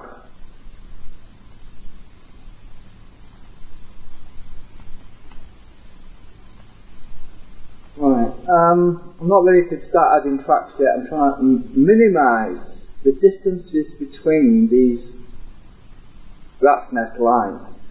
When you get these little yellow lines as short as possible, that means you're going to get the minimum amount of tracks.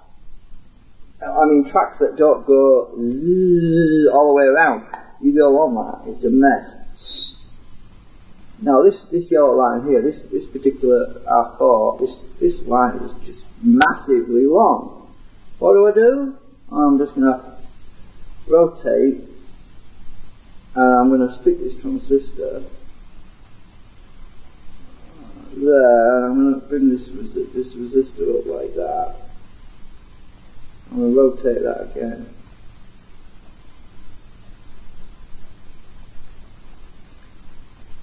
Put that around. And that transistor there, Q1, which is upside down,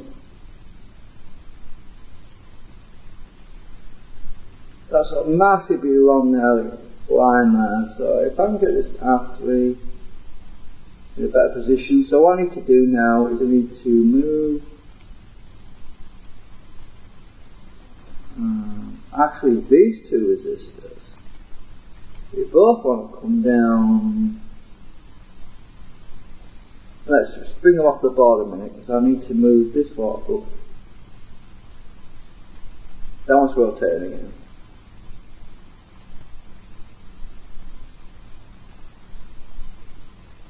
That one wants to be rotated, and I need to move it. This is what you're doing when you're trying to rearrange stuff. You've got to keep moving things around. Actually, that header can be like that. It can be down there. That's better.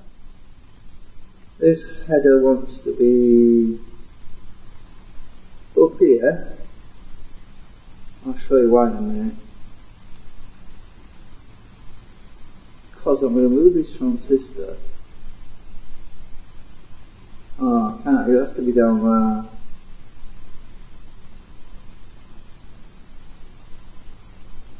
Hang on a minute.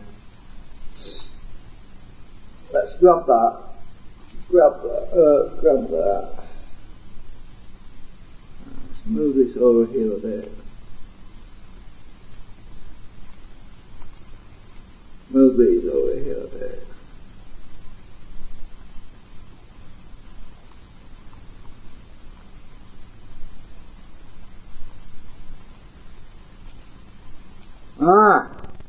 Stick that over there.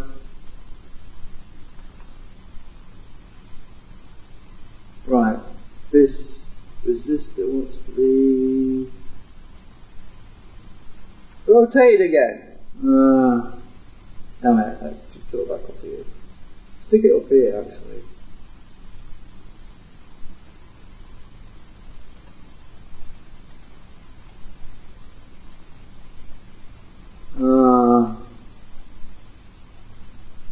that resistor can be up here. Let's see, let's just move these around.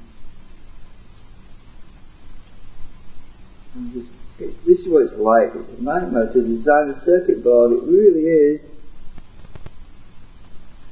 I don't want to add track check because it makes a mess. I'm just going to get my line short. And minimal crossing. That one can be about, actually can be about there. Ooh, that's not crossed too badly. Oh, that's even better, right there. Right. Except that resistor is wrong way around, so I need to rotate that again.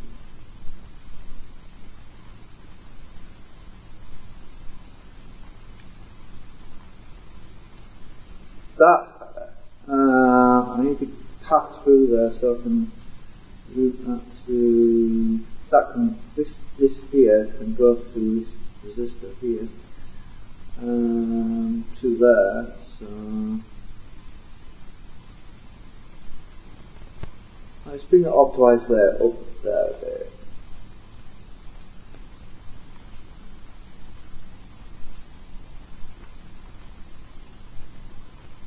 IC1, oh, C1 I mean,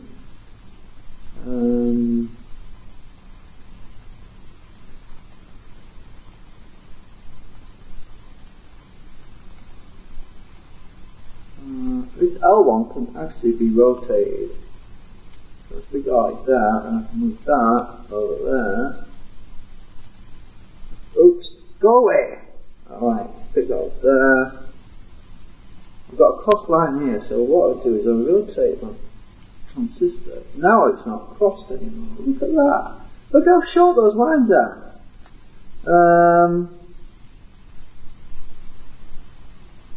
Right, this LED, oops, this LED is on the right side here. Okay. This track here can go through the middle of the IC, so I'm not worried about that. That one's crossed, so that wants to be... Actually that's fine because it'll thread through the trimmer part, through the gap. We're starting to take shape. Look how little those lines are now. I mean, there was lines everywhere before, massively long yellow lines, and look how short they are now. Right, that header is wrong way around, so I can flip that.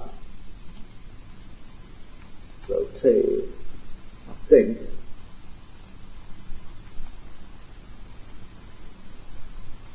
Yeah, that's okay. I can move that label. Yeah, that's okay.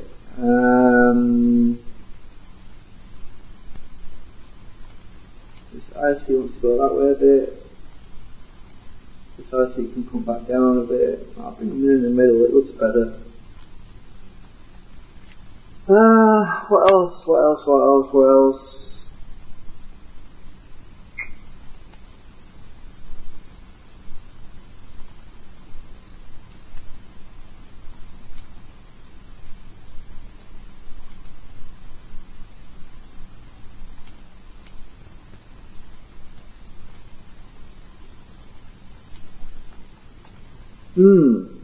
And when routing, you start from the outside and work inwards because otherwise you end up blocking your path off.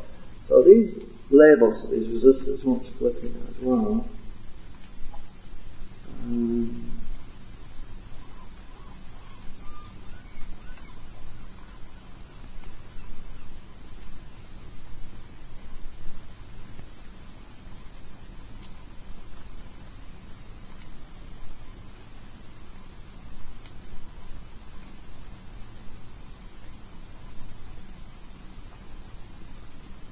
Right.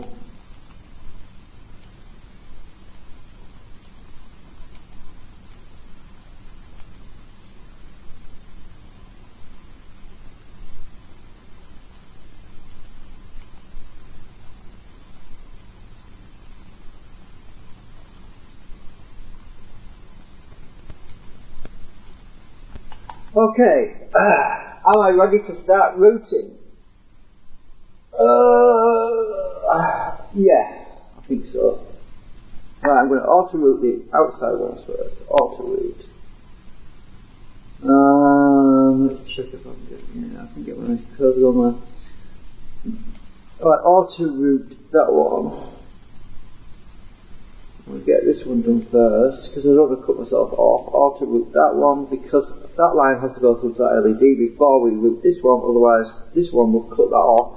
And this one will be locked in, it'll have to go all the way around there, that resistor, so now I can auto route that one.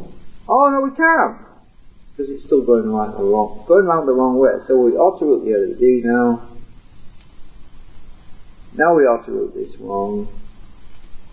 No, we can't. It's going through the middle of the LED, stupid thing. Let's just go manually.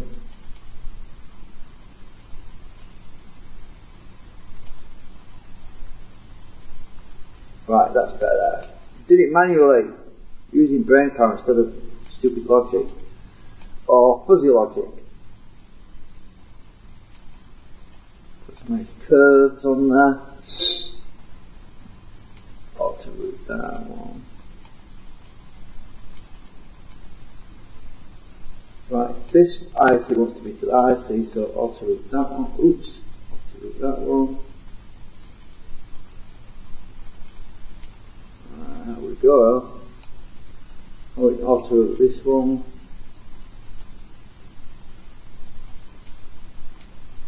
These pads will have to be made bigger because they're too small. We've got very short tracks now, notice. Auto. I'll just click this whole thing and auto route it. Auto route. Right. Oh, it didn't do that one. Auto route that one. Come on. Why is it not routing? Manually do it. Oh, I don't know what it's called. Stupid logic. It's probably dumb logic, whatever. Auto route that one.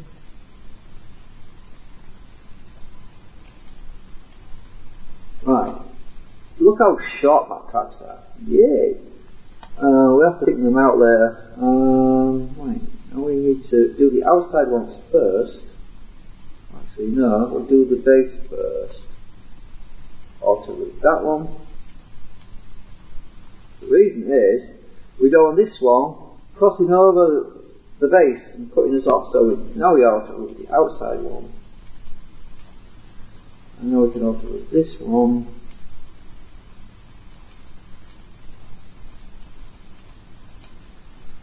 And now we can do this one.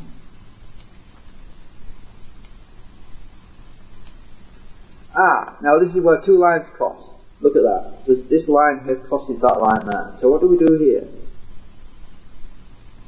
You see this yellow line here, so it's white now, crosses that yellow line there.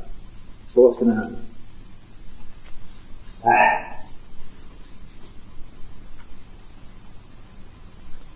How do we solve that?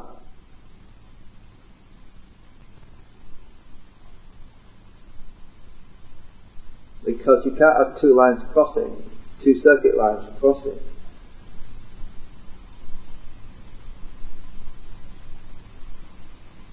Something's got to move. I can't move the IC. I can't flip that around without messing up everything on the other side. So,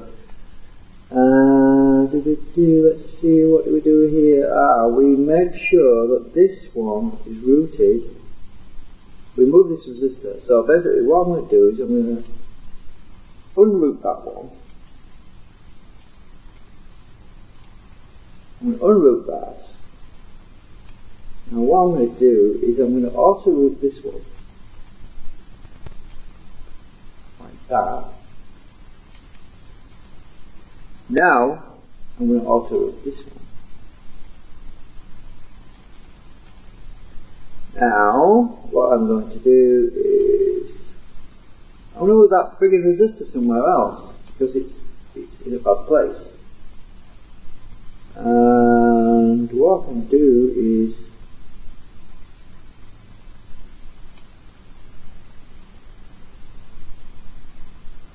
move this transistor, which is where it wants to go, over here, like this, and bring it down a bit, like that. Now we haven't got any cross lines.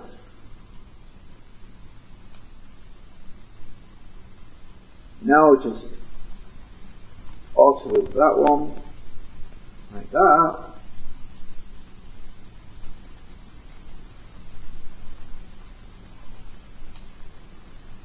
And we alter that. Alter that.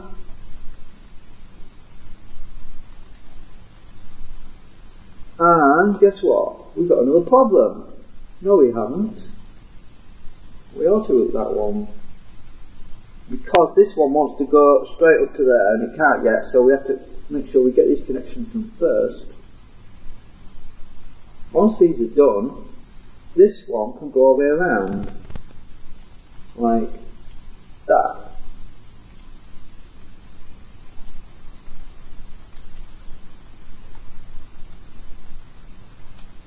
Now we need to connect that one. Let's just round that off a bit.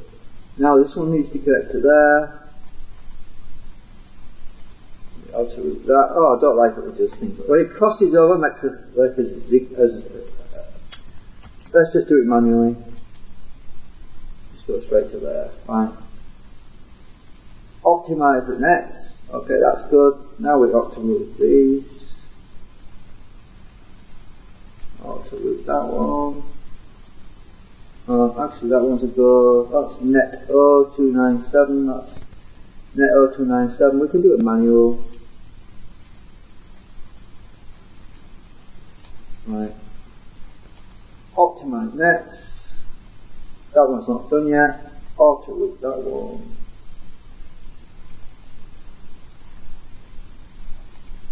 And look at that. It's done. Tools, schematic PCB check, the designs are the same, design rule check, also rule checking, no errors found, look at that, no errors found, which means it's all there, so we just need to tweak that now. Let's look at the 3D model. It's not being finished yet, so I've got to tweak it a lot. That's a 3D model, look at that. Oh, doesn't that look pretty?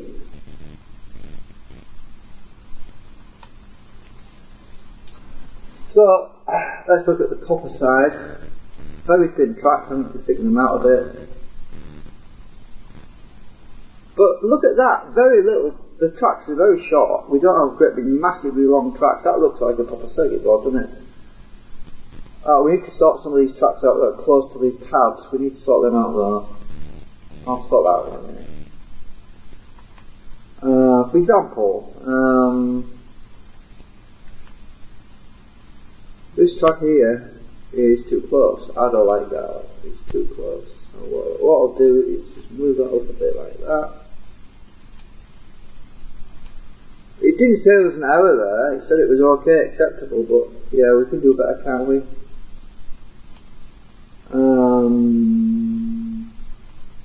I mean, auto-route, it's got its advantages. It just makes it faster, you know, it speeds things up, but it can be a little bit messy sometimes because it does go the wrong way. It goes the long way around and makes things more complicated looking. But it saves you a lot of time when you're doing things, you know, when you're in a hurry. And all these transistor pads, they all need to be a bit bigger because all of it's tiny. Right, let's just recenter that, save it. Let's just save our schematic as well. Save that. And I'll use the 3D model on screen. Now, if I refresh that track down here,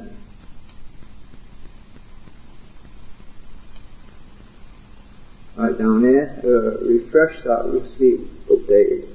There we go. Look at that. Looks a lot better. Right.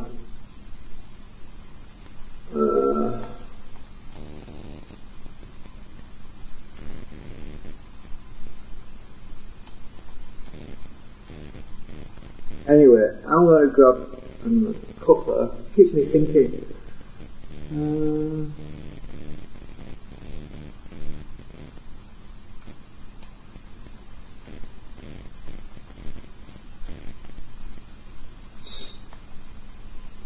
Oh.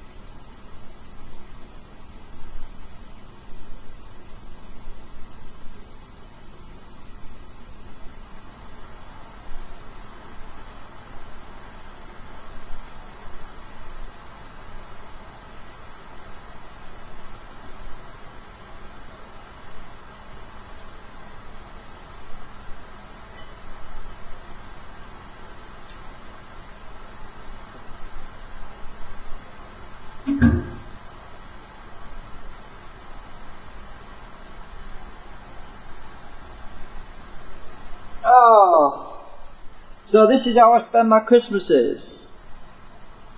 Making circuit boards. It's weird because I made a circuit board last Christmas as well.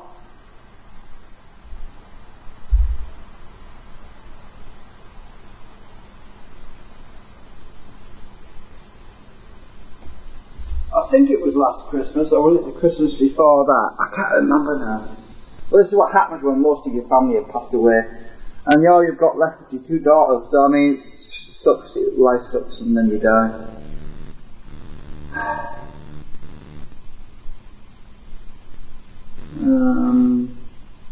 Right. So let's just let me go and sort these pads out because they're all too friggin' small.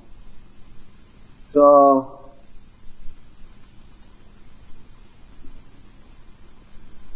Alt Enter, we want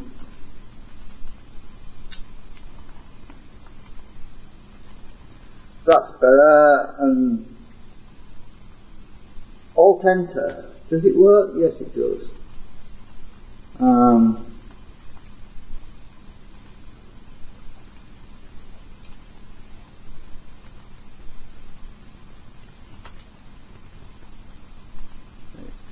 I don't know if it's any quicker than right clicking, but right, so I need to thicken these pads on all my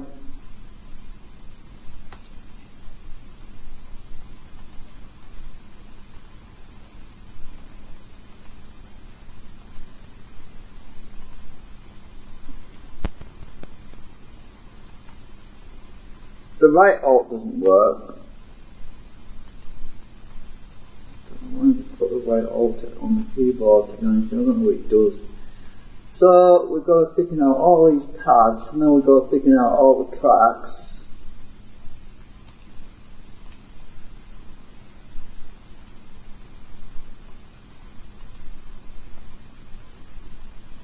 I wish there was an enter key on the left side of the keyboard, I really do. At least I can use the other far right hand side enter key, which helps I suppose. But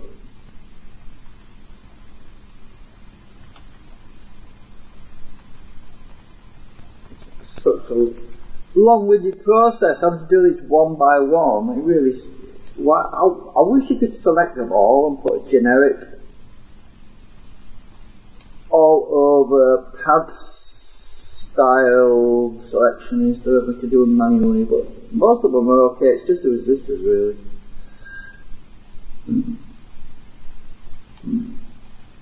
And a few other things.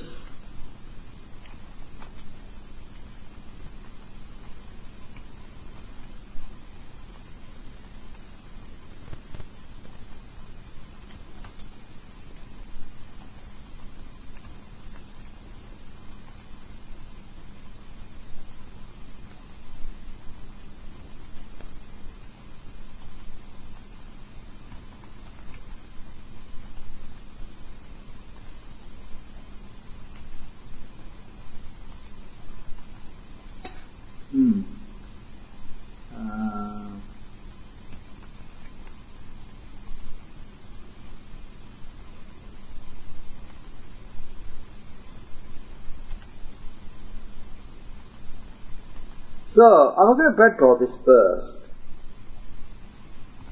Yeah, I think I will.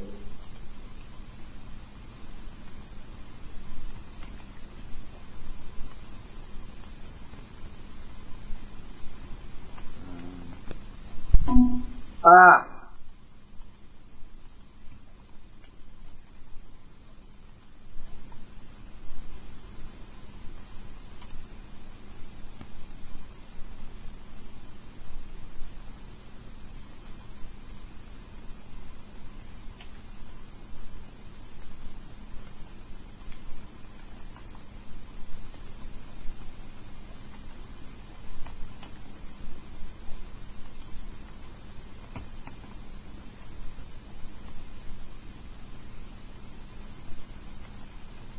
Can I select all of them?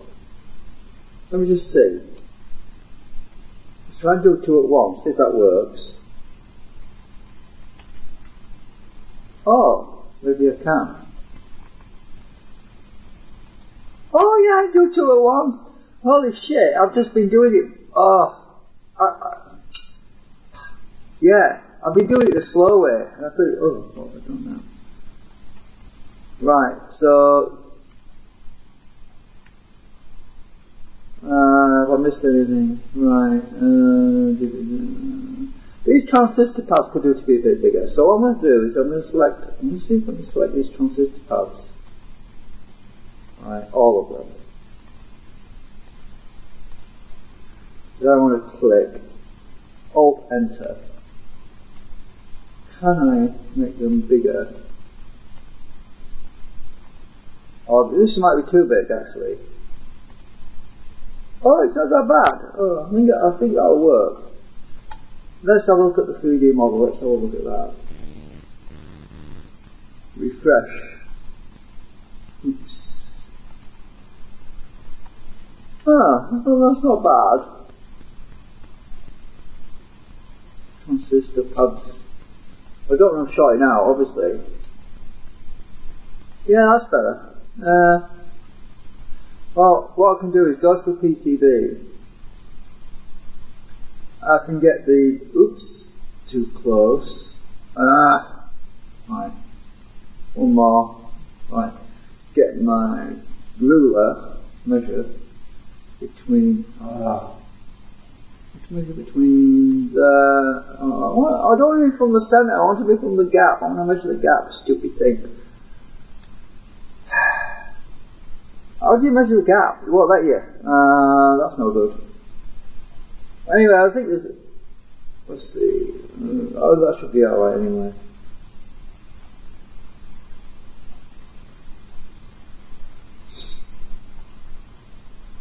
So I've been doing it the long way. All this time, every time I make a circuit board now style, I need to thicken these tracks out a bit more.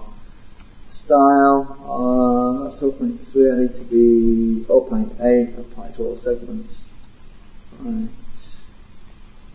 Style. So style 1.1, apply to all segments. Style 1.1, apply to all segments. 0.8 millimeters is basically what I'm doing. Let's just check that, see.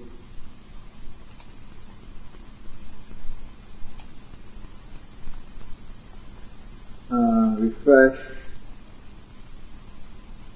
It's not bad.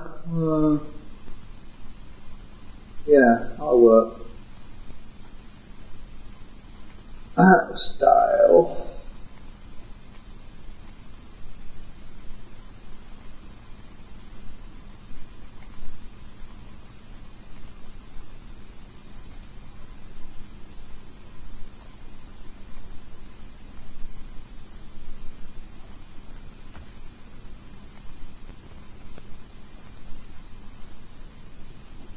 I don't think you can select multiple tracks.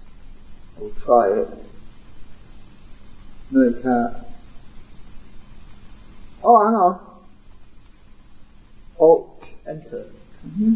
No, you can't.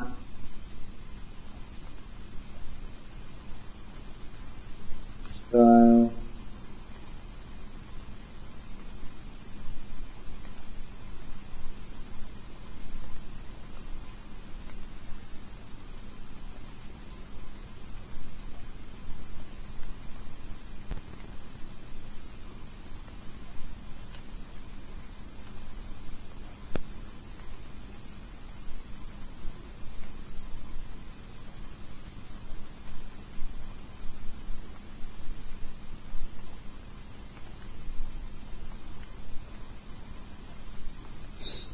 If there's any tracks that need to be thicker, I can just do that later, but I just want to get a decent track width, because if it,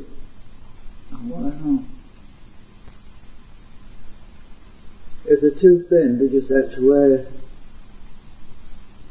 I'll probably use some copper fill. I don't know. I think I might skip that, because it's, I end up with solder solder bridges and shorts and things. I think I'll skip this up, the copper fill area, so I think I might just skip that this time. It's a anyway, as I said, I've got a breadboard this, I think I'm going to test it. I've got a breadboard it. I've got to find the components anyway to put on the board, so I might as well just breadboard the whole thing and test it out on there first.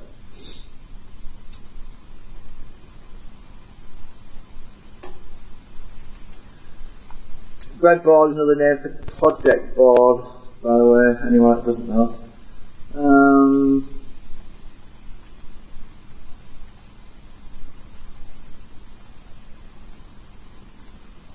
I don't know why they call it a breadboard, because it's full of holes. Oh, that could be why, because bread's full of holes, isn't it?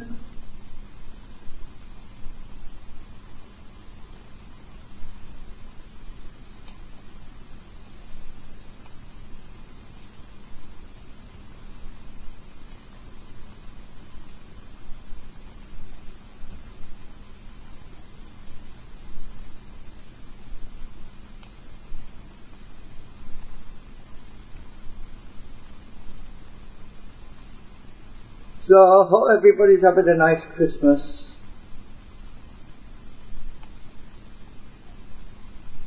My Christmas is a lot better since my daughters have sent me some things to cheer me up a bit, and because it's definitely worked. It's kept my mind on other things, which helps.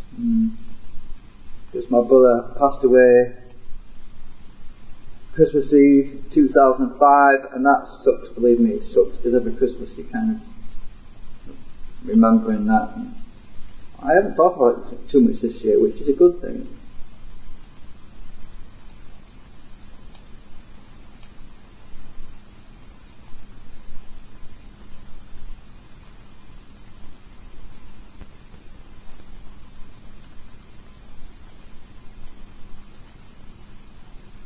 Right, nearly there.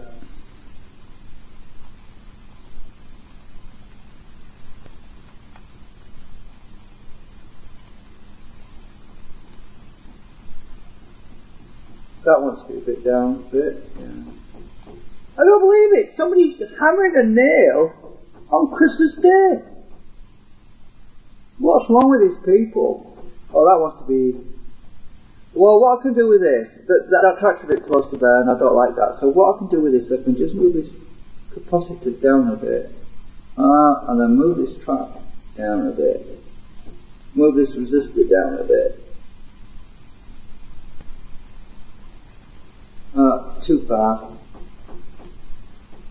How the hell is hammering nails on Christmas Day? Right, oh, I don't like, that's messy now. Now I'm going to have to fix this because it looks funny.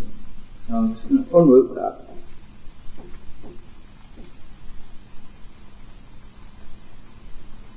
And I'm just going to... That's better. Right. Yeah, that looks okay. I think. Right, let's just center that, let's just save it, and let's check let's just refresh. Yeah. Oh, it's better.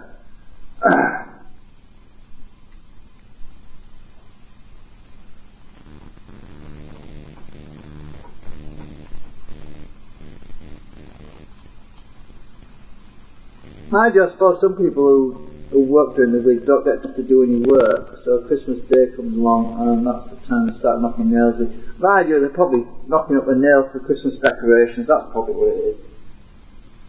A bit late, but...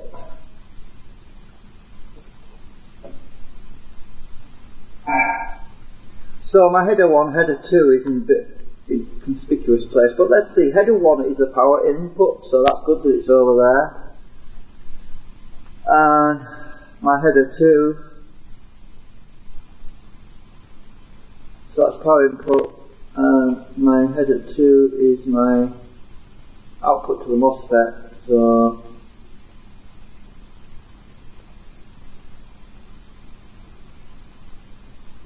I like that label over there, to be honest. Let's see if that looks better.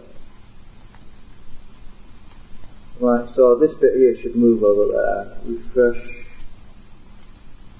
Yeah, that's it.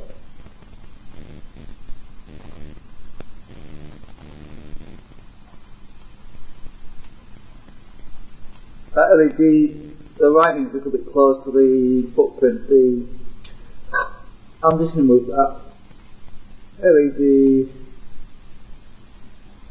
1. Stick it about there.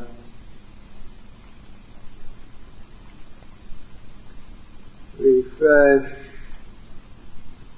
Yeah, that looks better. Right. What else does it needs to be moved?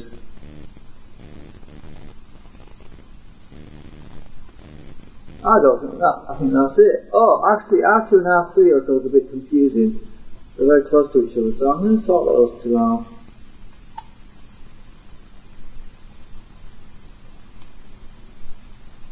R2 can be there. I'll leave that. I'll just move R3 there. Refresh. Yeah, that's better. R4, actually that's in a bit of a... R4 needs to be there.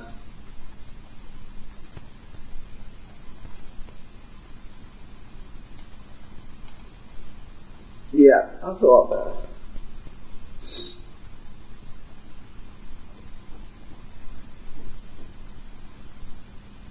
R1, that looks a bit confusing too because it's in the middle, so let's move R1. Let's move R1 there. Let's stick R5 right a bit.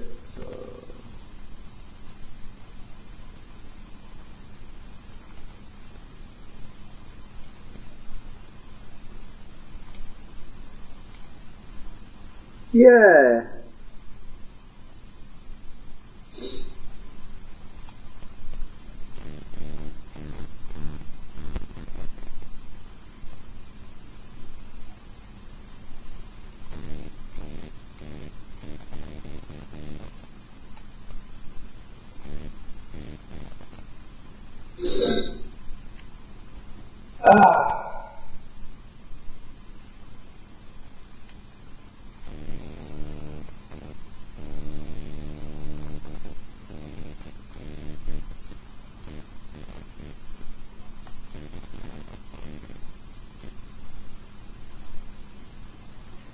I think I'll stick some extra text on this board.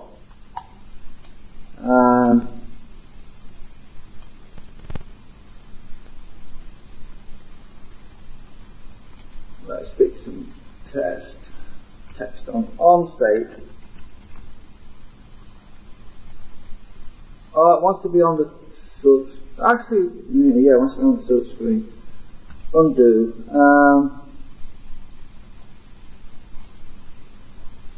On the sub screen. On state.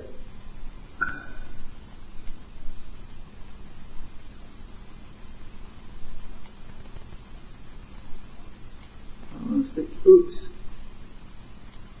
Yeah, that should be better. Right, so we'll look at that. Yeah, that's better, isn't it? It tells you what it's there for now, on state.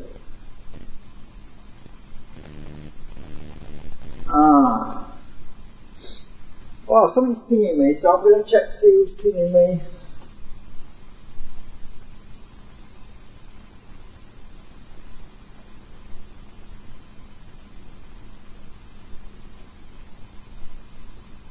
Oh, it's my daughter.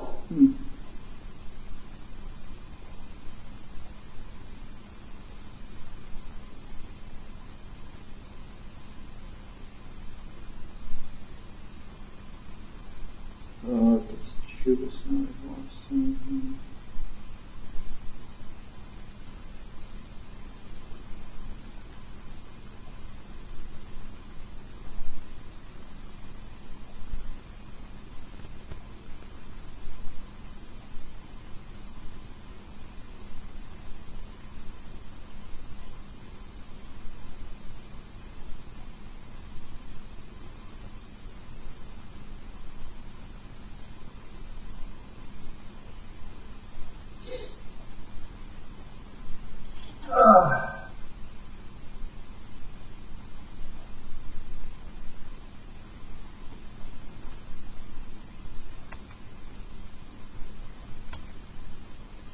Caps lock.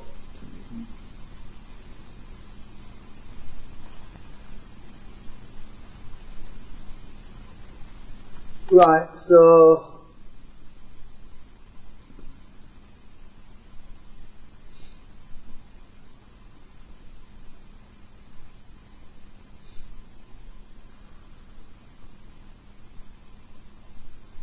yeah, I think I've done a good job of that, because my ground line on the opto-isolator, this is the ground, the common AC ground, goes round there, through that resistor, through there, straight to the two input sockets for the AC. So that's kept the AC track length to a minimal, less interference, which is even better.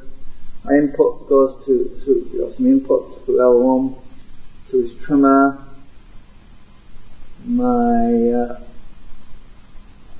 That's for the off state.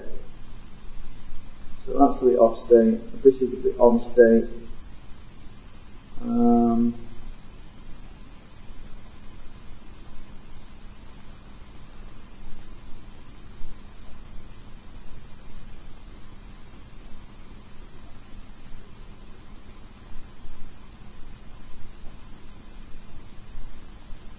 Actually, that's on the input signal, that on-state LED, so it'll only blip briefly.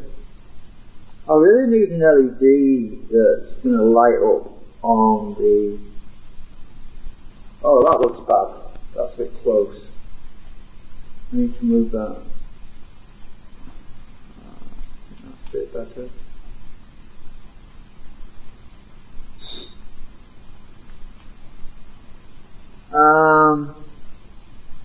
Now this doesn't look right. I've got this too close to that now. Actually, the best way of doing that, I'll undo that. Undo that change of the stick. I'm just going to bring this down a bit. Oops. No, that's worse. Undo that. And what I'm going to do is I'm going to take this segment out.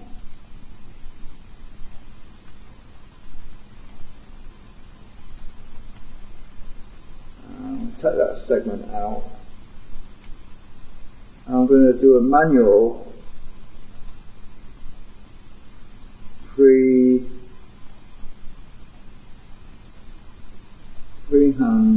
to there.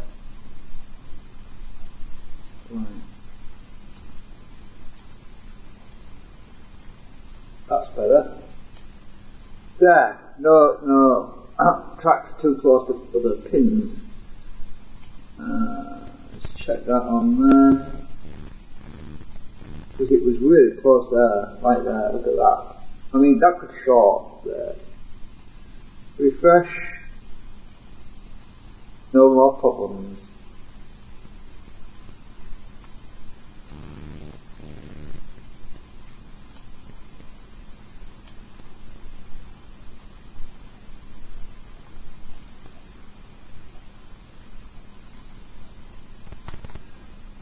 So really, I need an LED that's going to light up as long as these transistors are in a specific state, really. I've got room to put something like that in there.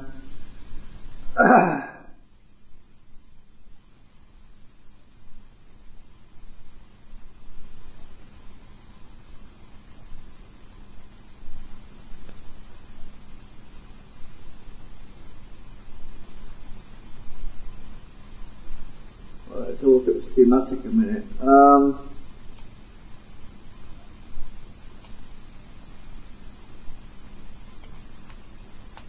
That would be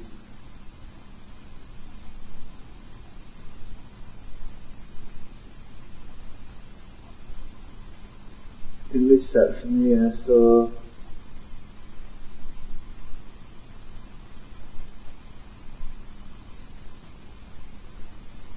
yeah, I could put an LED on this one here. I don't know. I'm not going to bother actually. I don't think I'll bother with that. I'm not going to mess with it. It's going to work fine. I mean, there's an LED actually on the MOSFET board that I'm going to be driving, and that'll be lit up anyway. So when it's on, so I don't need an extra LED on this board.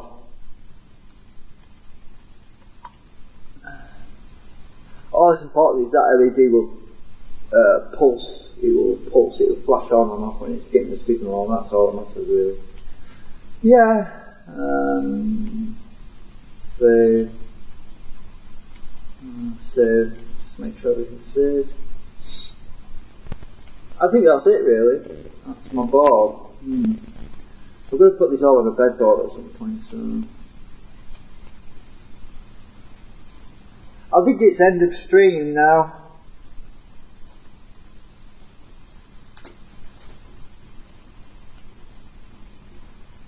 So that's all folks, as they say.